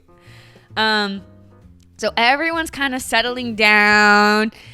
Gianna and Damien are like unpacking their bags. Damien was kind of like, unpack your bag. And she was like, I don't usually unpack the first day. And he's like, you do today. It was cute, I guess. I don't know. And then, but the only person who is not like getting settled down with their couple is Kelly and Kenny. Because Kelly is off in San Diego for a work conference, so they're just FaceTiming. He's like, it's the first time I've ever been away from her in 5 days, so I feel, kind of lonely, and it's kind of sad we don't get to move in together. But that it was like never mentioned again. Oh, and Jessica puts her ring back on. She said, it's not fair to you, and I am truly trying to be in this experiment with you, so I'm going to put my ring back on and be in this experiment with you. So she puts it back on. They're hunky-dory for now. The next day, they go to check out each other's houses. Not much happens. I'll say of the most notable that happens. Lauren walks in and we get to see her little YouTube setup. I was interested when I saw her cameras, her pink background behind her. She's a content creator. I assumed YouTube. It could be of different like Instagram or something though. We get to see Mark's house, and his bedding is brown on brown on brown on brown brown. He was like, I didn't even realize it was so much brown because I don't even really like brown like that. it was just kind of funny. And then we go to Jessica's house, and going from the brown sheets to Jessica's house. Jessica's house looks like your friend's mom's house, like the rich mom's house. Like you walk in, you're like, oh, this is a woman. Like she has got skirts for her beds. She's got table socks for her tables. You know what I mean? Like curtains. She had an interior designer probably come in here and design it all. This is an adult 34-year-old, me 30 years old. My house looks like friggin' this, but an adult someone's mom's house. You know what I mean? Very mature, very womanly. And it was just so funny to go from the brown on brown on brown brown cut straight to the freaking bed and breakfast. Barnett is a little worried that Amber won't like his house. He has a nice house. He has a man's house. It's a house. He bought a house, and he is a little worried that she's not gonna like it because it's kind of a little run down. And then, but it's fine. But they do start talking about her debt, and apparently she does have some debt. I'm a little confused about the makeup debt. Apparently she has makeup debt, and she has a credit card that doesn't go over the limit of $700, but it's solely a makeup credit card, which if she never reaches that, she said she has makeup debt, but if she never reaches that credit of $700, then that's actually a very responsible credit card that you only want to use it for just little things like makeup, but you don't want to ever accidentally go over. I don't know. I need a little bit more information on that one. But she does have student loan debt. She has about $20,000 worth of $20,000 worth of student loan debt, and that she didn't end up getting her degree for. So it's just debt, but she never actually finished her degree. And she does say that she's like, yep, $20,000 that I'm not paying off. And he's like, I was in a hard situation. I was homeless for a while. I was in and out of jobs. I can't pay for this student loan debt pretty much. And she's like, I just wasn't paying for it. And he's like, okay, well, we'll get on that debt together. Barnett is very financially stable. He's got a house, seems to have a bank account or some type of finance. And then Amber is still trying to get her footing on the ground. So it was the first time they had ever brought up money with each other. We cut to Jessica and Mark again, and we're talking about kids. And Mark is like, I'm not your average 24-year-old. I'm ready to have kids. And she clocks him so fast because she's like, I'm not a stranger to science. I understand. I'm 34. If we are going to have kids, which I want kids, we need to start now. It's going to be a lot harder for us to have kids. And he's like, well, I'm ready to have kids. And she's like, okay. But then I didn't like this. She does start throwing out these weird, like, hypotheticals. Turns 14. I'm 50. Okay. You're 40. Okay. How do you feel about that? It doesn't bother me. Wow. And I'm like, shut up, girl. You obviously have an issue with this. And I am with her on this side. He doesn't take a second to think. She's like, if I need to move to California, he's like, I'll do anything that I can to move to California. And it's almost as if she was like, okay, well, if I need to move to the moon, and he was like, I love the moon. I've never been to the moon, but I love the moon. I'd love to go to the moon. I would love to be at the moon with you forever and ever and ever. And you're like, can we just have a serious conversation? And can I see that you're kind of struggling with this idea, or that you've taken the time to think it out? And it's just a kid speaking is what it is. It's like everything is butterflies and rainbows, and if I need to, I'll go. Meanwhile, I'm freaking roasting this man. Meanwhile, I picked up everything I had and moved across the freaking world with my husband to Japan. So, but, and I get it. His job is he's like a exercise coach or a physical coach or something. So his job is he can do it anywhere, whereas her job is not.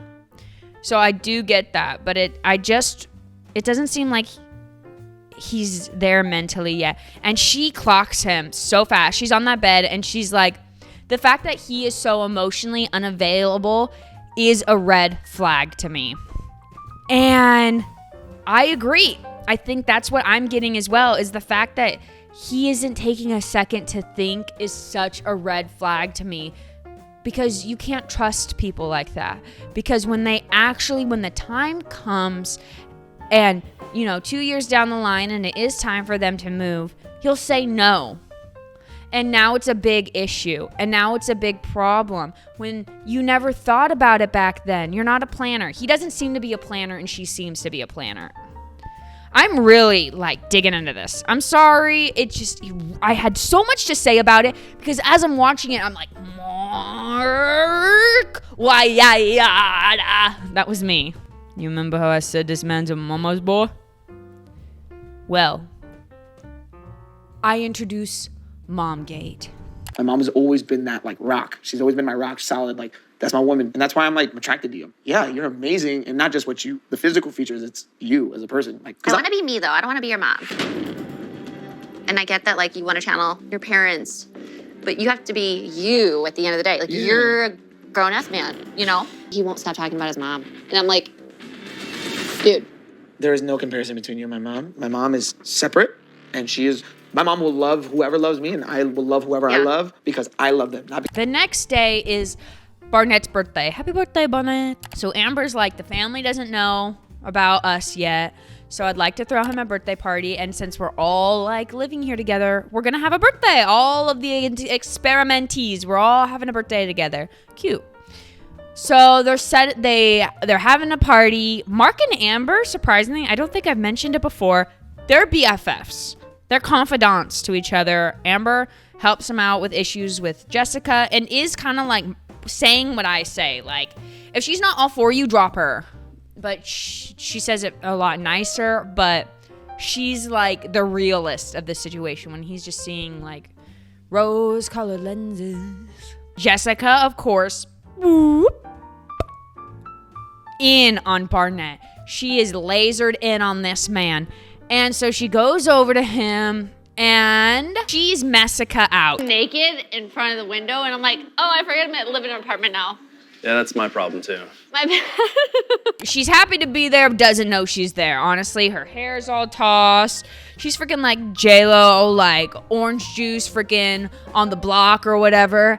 And she looks crazy. And she's telling Barnett all the issues with her and Mark. And then Barnett's like, then why did you say yes to him? And she takes this, even though he says what any of us were thinking, she takes this open door and she's like, because I was coming off a high of you. And like, if she's like, there's 48 hours in the day. And I was thinking about you for 46 of them. Girl, there's 48 hours in the day? Okay. Crazy. Messica's out and can't do math. He's listening, but in that moment, he kind of like realizes, he's like, oh shoot, like I'm flirting with her right now.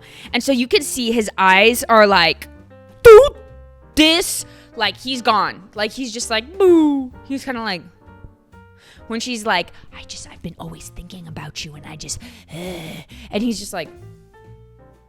What I don't want is like for you to feel some sort of like physical, sexual thing that like, and then you're married and like 2 weeks down the road, you're like, fuck, like I don't have things in common with this person at an intellectual level.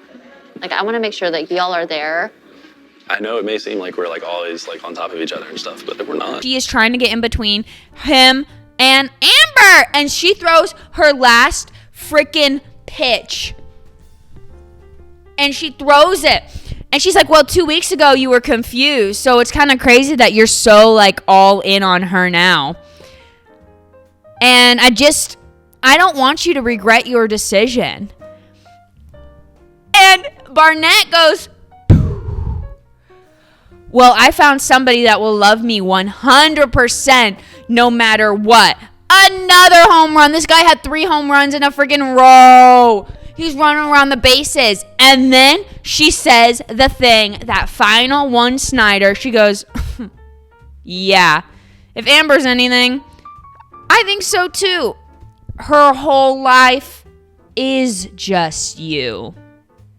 As if implying like she will be too clingy and like their relationship will just dissolve because of Amber. And I'm like, dude, Barnett. That's when I've only, except for that little bit where I was like, ooh, skirt, are you flirting with her a little bit? Like, I really appreciate it. I was like, oh, he's a good guy. Okay. And Amber's a good girl too. Like, she's just like kind of a little annoying. Same. But now there's like super like energy in the group. And Messica is like throwing herself on Mark. And I don't know, it could be the guilt of the conversation she just had and the realization, that drunk realization, like, oh, that wasn't really appropriate. So she's throwing herself all over Mark, hugging him, kissing him, legs wrapped around him, like, girl, we get it. Or it could be because she wants Barnett to feel jealous. I think it's one of the two, but bada bing, bada boom, you know. And across the room, you will never guess it, but there's a more awkward energy that's happening. And it's Cameron, Lauren, Gianna, and Damien. They're all sitting together and they're talking about like, what's it like living with each other, moving in. And Lauren's like, well, it's just mostly me because I'm not used to living alone. And Damien says, I can see that. I wouldn't think that this would have been like a huge trigger, like a fight trigger, because I don't see the issue in what he said. I see it as, oh, like I get what you're saying, not like, oh yeah, you're an effing loner.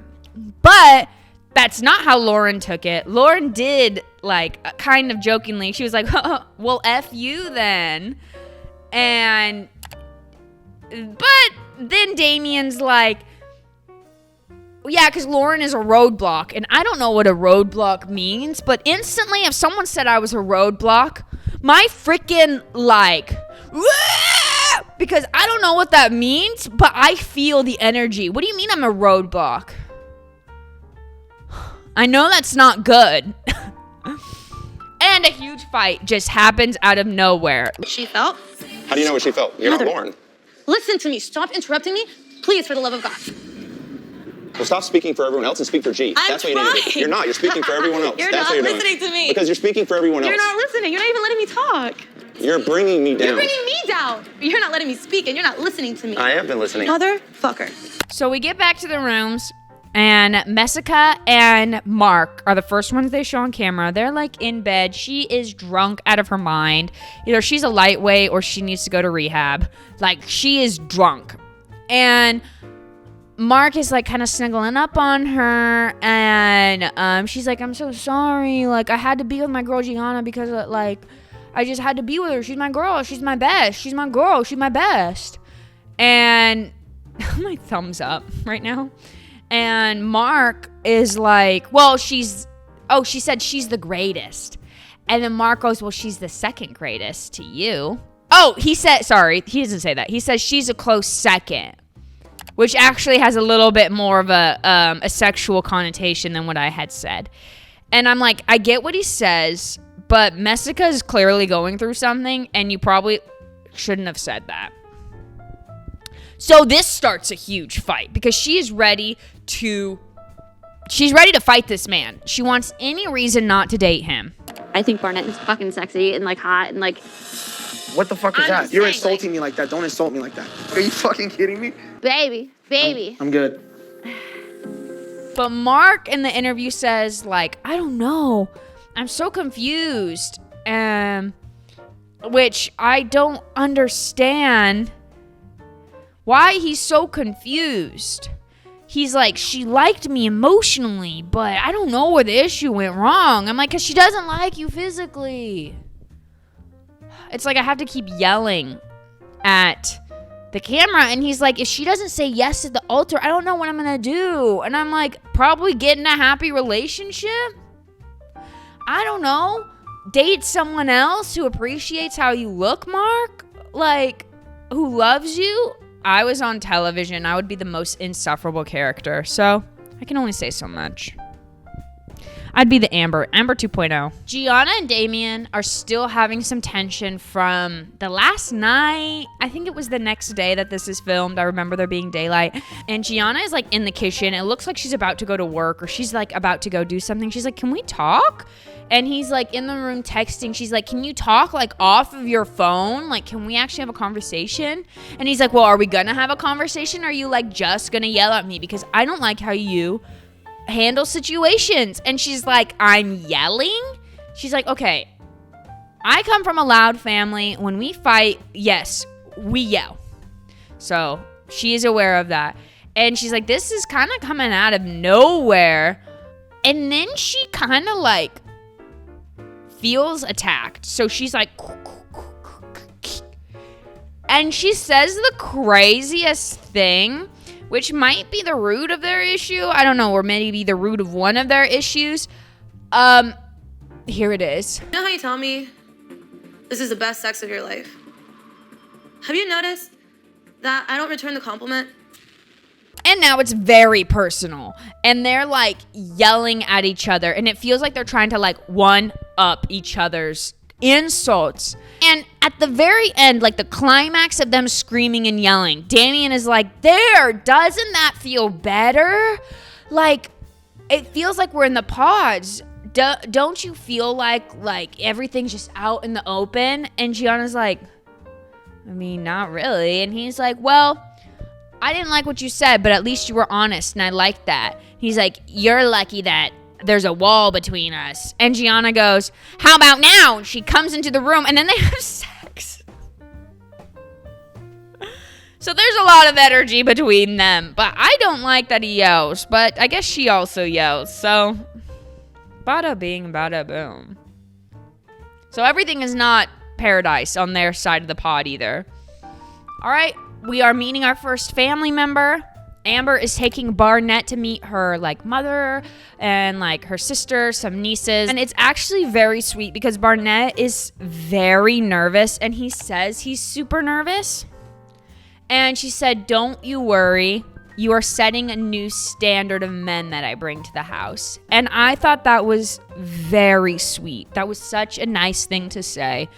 Very nice. And when they see the mom starts crying. Mom's so happy. And Amber does say a couple times that mom just wants her to get married, have kids, whatever. But it is nice and loving. And the mom's like, are you going to be able to take my hair? Like, something is wrong right now. I hope you're like, are you going to be able to take care of my beautiful daughter? Like, and then she starts talking about, like, she just dropped Amber Lore out of nowhere that her father passed away when she was like 5 or something, and she never really got to know him. And then she started crying, the mom, and like even more. And I felt like I was gonna start crying. It was very sweet. They all hit it off. It was very nice, and I liked it. Now, Gianna and Damien are not good anymore because Damien's family will not be meeting Gianna because, get this, they don't want him to marry some whore on I told you, I cannot effing do one-liners. They do not want him to marry some whore on reality television, and that really triggers Gianna because she's like, they don't even know me. Like, that doesn't make any sense. Are they not wanting to meet me because of me, who I am as Gianna? And why isn't Damien, like, standing up for me? And he is, kind of. He's, like, on the phone trying to talk to them and, like, text them and be like, hey, like, kind of meet them. But he's also, like, they're my family in the end. And pretty much, like, I just met you, girl, and I've known them for 28 plus years of my life. And they've always been by my side, and I'm not going to make them feel uncomfortable. So, okay, but the fact that they called her some whore on a reality TV show, do you not realize your son went on that same reality TV show? So would that not make it a whore? And do two whores cancel off each other to make, like, a loving relationship? I don't know. Girl math. I definitely do understand why she's mad, though. I think the preconceived notion would also make me...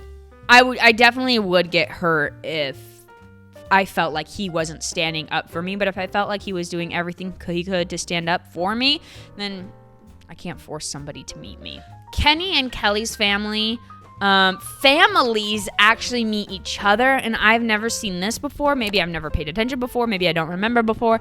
When they meet, they actually meet each other's families at the same time. That was very sweet. I thought that was so nice, and even their families kind of got together, like, lovingly. Like, everybody kind of vibed. It was kind of like they all knew each other. So they had a good... My hair's literally saying, hello, you've been filming for 3 hours now. All I can think about is making spaghetti for dinner. So if you're wondering what's happening in this mind, this percent Love is Blind. This percent spaghetti with olives, with some black olives. Ooh. Now we get to meet the infamous Mark's mom. And I'm going to say it, I love Mark's mom so much more than I love Mark. She seems very sweet, very loving. She seems kind of like a little diva, like she's carrying her little glass and she's like, excuse me, princess coming through, like something like that. Like, I really, really liked her. It seemed like she was being her genuine self. Jessica's interview was like, I hope they're disappointed in the age gap, because if my son brought home someone 10 years older than him, I would not approve. So she's already like, they're not gonna approve. Well, baby, you're so wrong. They approve. The mom even says, yeah, like, Mark told me he was bringing home somebody. She's quite a bit older than me.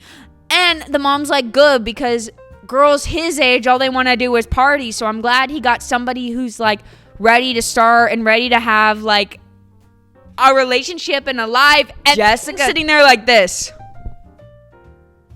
She's mad. Girl, just break up with him already. And she's low-key fighting back. And she's like, my 20s were so amazing. And are you sure you want to give that up? She's like out here yelling with a freaking bullhorn with all of her hints. I don't know. I can see them a mile away. But they literally are like, no biggie, we bless it. Next, give us another problem. And she's like, maybe my friends will hate him. Like, she's fighting. Gianna and Damien meet Gianna's family. And honestly, I also like Gianna's family. They flew in from Florida to meet her. But she immediately, like, kind of brings the mood down. Maybe she's a little drama queen. I don't know about that dulce de leche. Maybe, like, freaking Mexican hot chocolate. Add a little spice to that thing. Like, she's like, well, I just want to make sure that our marriage works because I've seen the problems with the divorce. And I'm like, they're right there. like, she's right there. And the mom kind of picks up the vibe because Gianna is like, he's seen all sides of me. I've been my 100% sweet. I've been my 100% crazy with him. And he's seen all sides and he still likes me and accepts me. But the mom feels it. And she's like, no for right now, but they just need more time to grow. They need more time to be with each other. It's still too soon. Yes to him, but for right now, they just need to dive in to each other. She will need more time, but will she be married to him? Yes, absolutely. And even the dad's like, you're marrying a tough woman. Like, it's a tough decision. And Damien's like, Lauren's mom is literally my mom. She was like, Lauren was mocking her and was like, my mom's always out here. Like, how are you going to find a man if you never leave the house? Your eggs are drying up. And I was like, ah. And it cuts to Charles? Who's Charles? It cuts to Cameron. And Cameron is like, I'm not worried at all. I'm just going to pull out the Cameron. I keep wanting to call him Charles now. The Cameron charm. It was cute. And he does. He even raps. Like the mom says, you used to be in a rap band. I want to hear you rap. And then he does. And I'm not going to lie. I thought it was half bad. I thought it wasn't half bad. You're my main chick. Those other girls are previews. Hop in the back, rolling up. Then we're free to cruise. I drop the top down, feeling like we can't lose. But the mom was like this. I'm not sure if she liked it. But the mom did say, so her and her husband are divorced. She's like, I want to be a fly on the wall when they go meet Papa Seed. That's her dad's name. Because he has always wanted our kids to marry in our race. And Cameron's white. So that is going to be a very interesting conversation. And we go to Papa Seed's house. And Lauren is worried because Cameron is the first white man that she has ever dated. So, and not only that, it is the first man that she's ever brought home to the house. And I don't know what Papa C does. Like, does he run a podcast? For some reason, he had like a computer with all of this like stuff happening in the background. And I was very interested. Like, for some reason in my mind, he's like a radio host. Like, he had something going on where I was like, Papa Seed, what is happening in your background? They do end up having a very good conversation. And Papa Seed asks some questions because he knows that his daughter already kind of has like could have a hard life anyway. And he doesn't want this interracial marriage to add any more hardship to the life that she is already going to live. And he was like, have you ever even been in a room full of black people? I was gonna say black men, but it was just people. And Cameron's like, yes, I have. And then Papa Seed thinks he's like just blowing off the question. He's like, no, to be honest with you, I've dated another, African American in the past, and I was in this type of situation all the time. I'm very comfortable with it. And he's like, okay. It's just something I had to ask. Like, is this something that's going to make you feel uncomfortable? I need to know. And honestly, he gives the most realistic conclusion that I think a parent should give if their loving daughter went on a reality TV show and just came home with some strange dude. Is, I like you because my daughter likes you. But I don't love you. I haven't learned to love you. You've given me no reason to love you. And Cameron goes like, well, you can like me, but I'll give you reason to love me. He says something like that. And I'm like, he turned on the charm for Papa Seed too. Oh! And he says he trusts their judgment, how he raised her, and who he knows Lauren to be. So for that, he likes Cameron. And it was very sweet, and it ended on a good note. Amber meets Barnett's family. Now, she understands that she is a lot. And that's the first time I've ever heard her be like self-actualizing that I have a lot of energy. I have a lot of personality. A lot of people don't like it. And I want to make a good impression to the family of the person that I love. And so she is nervous, and she's even sitting in the car. She's like, please give me a moment. I just need to get my nerves down. And that was I do like Amber, as much as she's a little pick-me and just like annoying. She's very human, and I do they're all human, but you know what I mean? She's giving me more than Kelly does, you know? So she meets the family, she sits down, and like, one of the first questions, at least the editing shows us, that they ask her is like, what's the worst thing you found out about Matt? Matt? His name is Matt. We've been calling him Barnett this whole time because that's his last name. Our guy's name's freaking Matt. Anyway, and she says that he's like willing to fart on me. And then everybody starts laughing, and I thought it was cute. I thought it was a funny joke. Like, it's cute. It's like a family type joke. And they're like, well, if that's the worst thing, then you're gonna be fine. But she is a lot, and she kind of is talking a lot. And you can tell that the families are kind of like dissociating, and they're kind of, I'm not gonna hate on them because I'm not. But they are kind of like not sure what to do with how much energy she has. The mom even says like, that's lust. It's not really love. Why marriage though? What I'm trying to say is that you start out in a lust mode.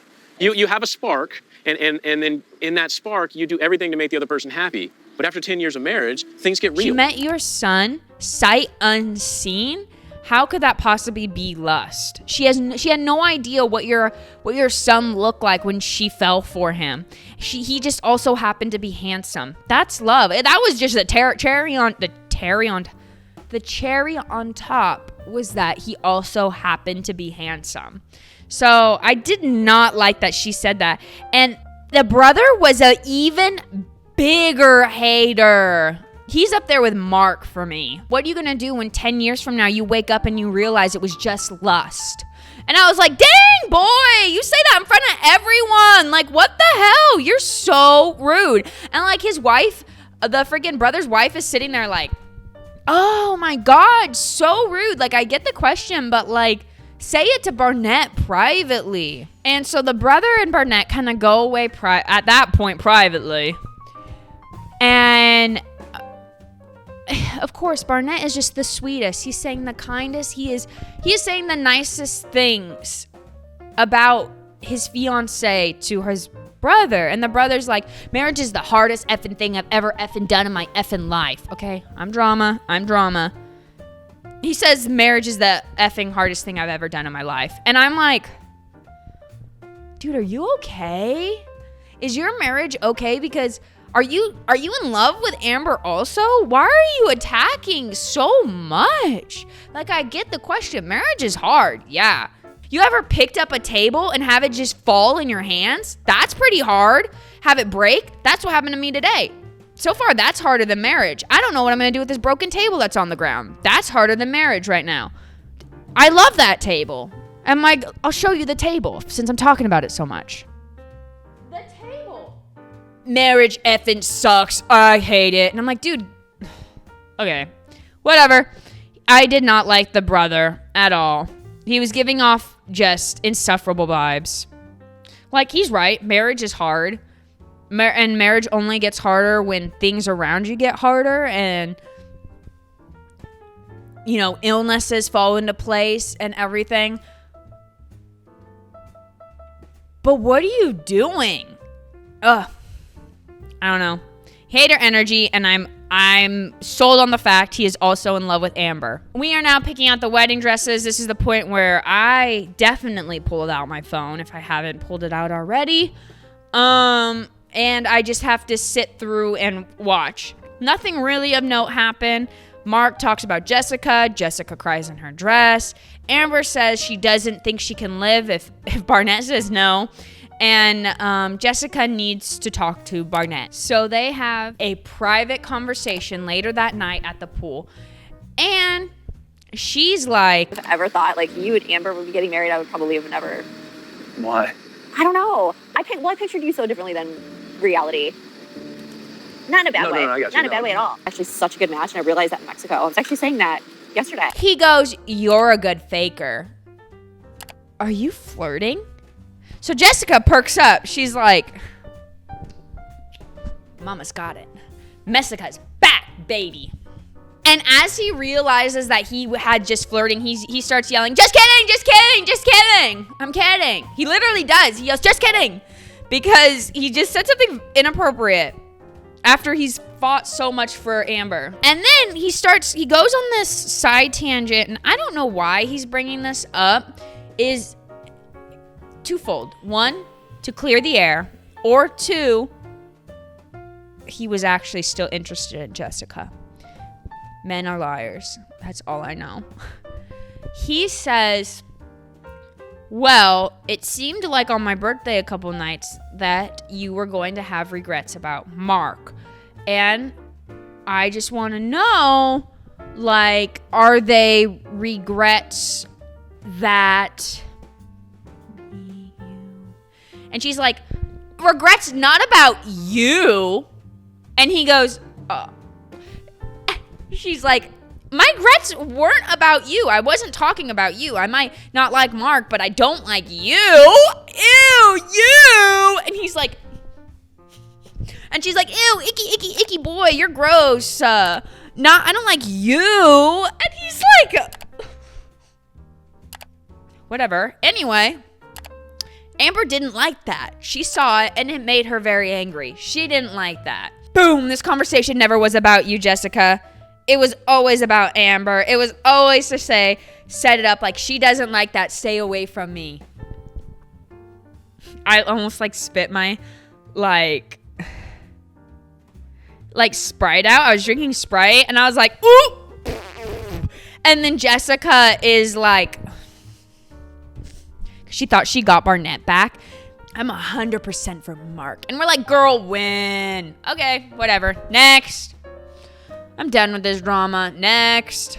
Amber and Barnett the next day end up talking about the things they have to do for the wedding. And they kind of set it up as Amber is like a homebody leech. I didn't really like that, but they're like, "I don't even know what she does all day. Watch Netflix." And Amber's like, "Well, I was dealing with the wedding. I was figuring out the flowers. I was figuring out we're $400 so far over budget and we're not even close to being done." And I was like, "Ooh, why did you roast her like that? Kind of rude, but whatever." I don't think he meant it as rude, but I think it was just a side comment and they edited a rude comment together. And this is when I realized, does Netflix not pay for the weddings?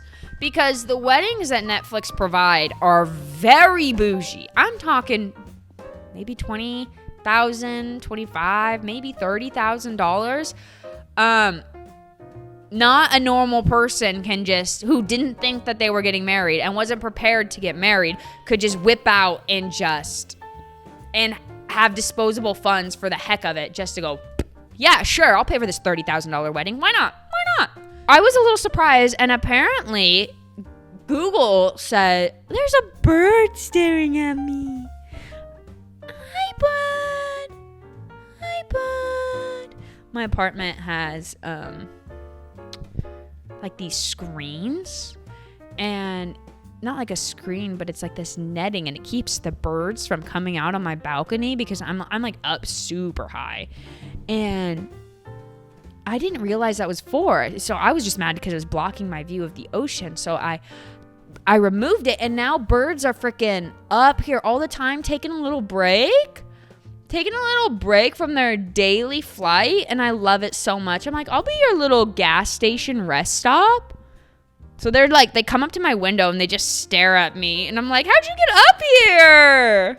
Oh, quick Google search says that yes, they do pay for the wedding, but they did not pay for it in season 1. They only paid for some stuff in season 1, which yikes, wooga. And that's why if you are going on a reality television show, go during season 3 before it gets too crazy and people are there for the wrong reasons. And after after they've kind of figured their stuff out and the quality of the show is better and they've got a groove. So season 3, go on season 3. And people are memorable still on those types of seasons.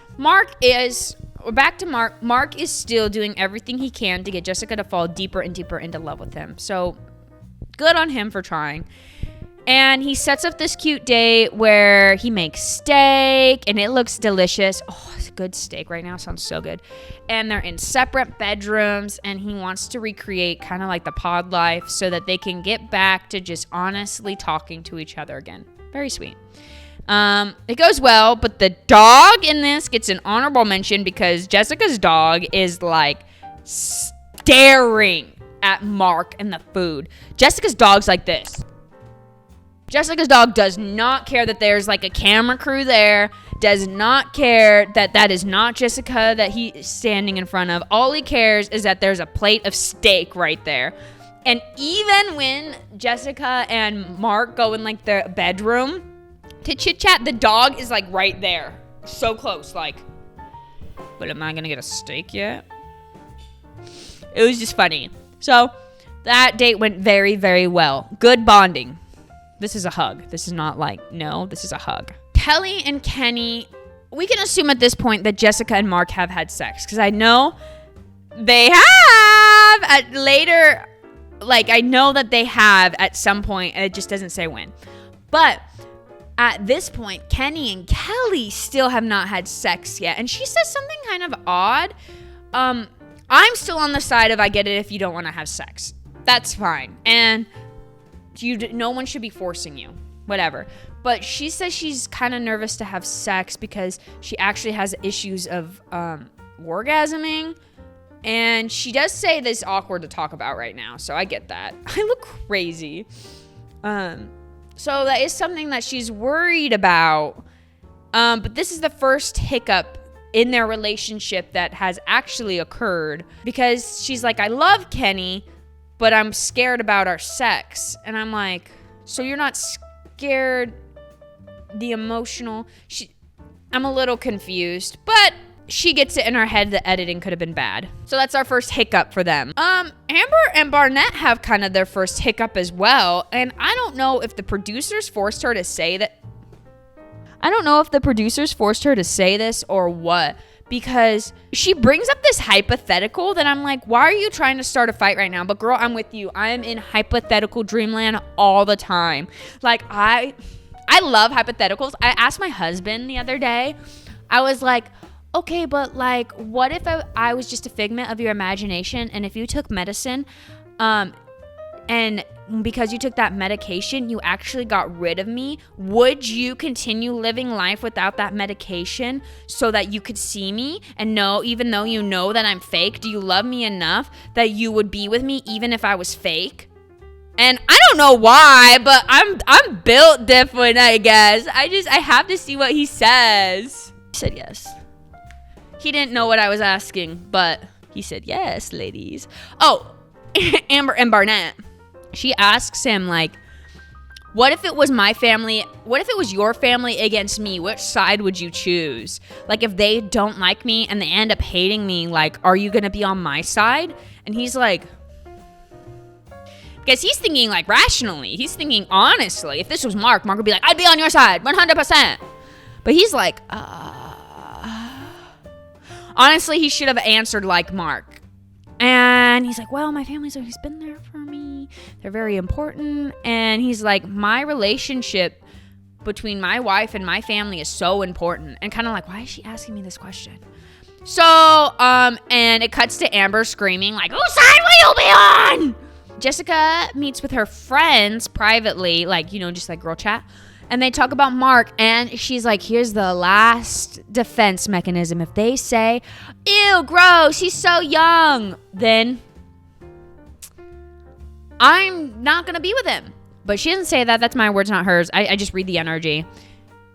So she goes, yeah, there's a big age difference between us. There's 10 years. And the girls are like, oh, cute, hot. That's super hot. That's like Nick Jonas and Priyanka. You said that was cute. So, and that's them. And you thought that was cute. And she's like, oh, I guess I did say that. And they're like, cute. Yeah, we're for it. they're like, okay, so you're going to be Jessica Cuevas.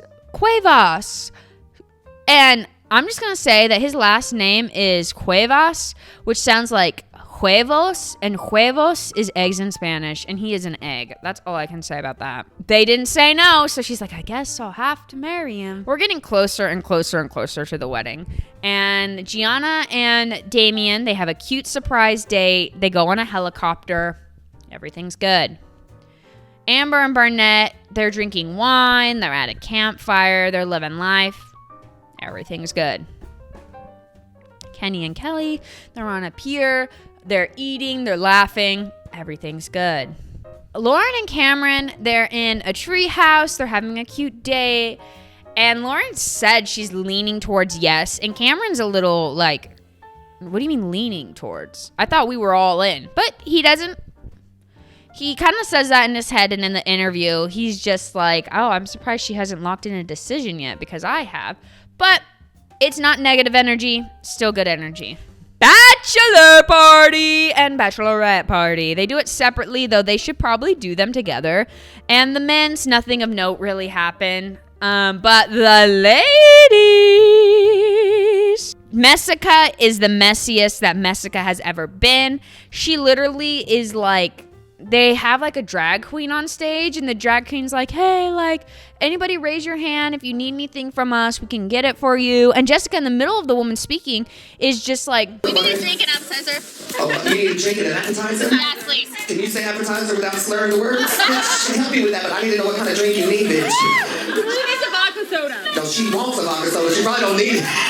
Jessica is a Messica tonight, okay? on the different kind of side of the bachelorette party, Kelly's kind of being like, this is the first time we kind of meet her friends, and they tell her that her guy picker is off, and she always picks bad guys. And I'm like, why would you say that right before the wedding and put thoughts inside of our heads? But, and then it's the first time Kelly has ever said that, yes, Kenny is attractive, but he is not my typical guy that I've gone for. And, she says, I love Kenny, but he gives best friend vibes. What? Boring Kenny and Kelly? Like, what? What is happening right now? I thought they were an easy yes. I thought they were a shoo-in. I thought their only problem was that she couldn't orgasm because they weren't having sex. Like, I thought that was their only problem. No, she sees him as a friend, and that's probably why she doesn't want to sleep with him. Amber's being a pick-me, of course, but it's your bachelorette party. You can be a pick-me. And the most notable is Messica goes up to Amber, who's living her life, who's just drinking at like the bar. She's chilling.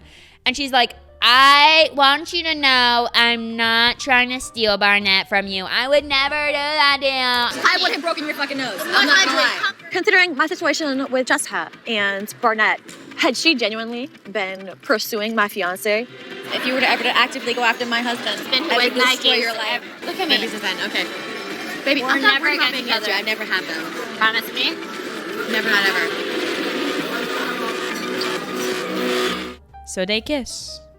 They kiss. I actually saw this kiss. I knew a kiss was going to happen. I waited the entire season for this infamous kiss to happen. I didn't know who it was going to be. I didn't know what it was going to be. But I was a little underwhelmed. I thought it was going to be something like, I'd rather be with her than him. And then they kissed. But it was kind of like, I don't know why she kissed her. And then it's the wedding day! You love her, comfort her, honor and keep her, so long as you both shall live.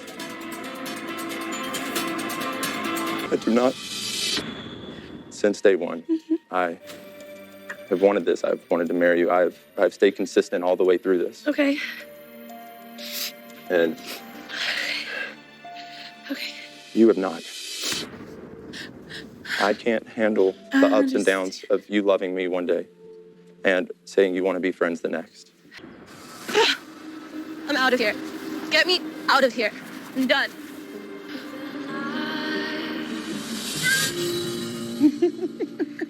No, I do. 100%.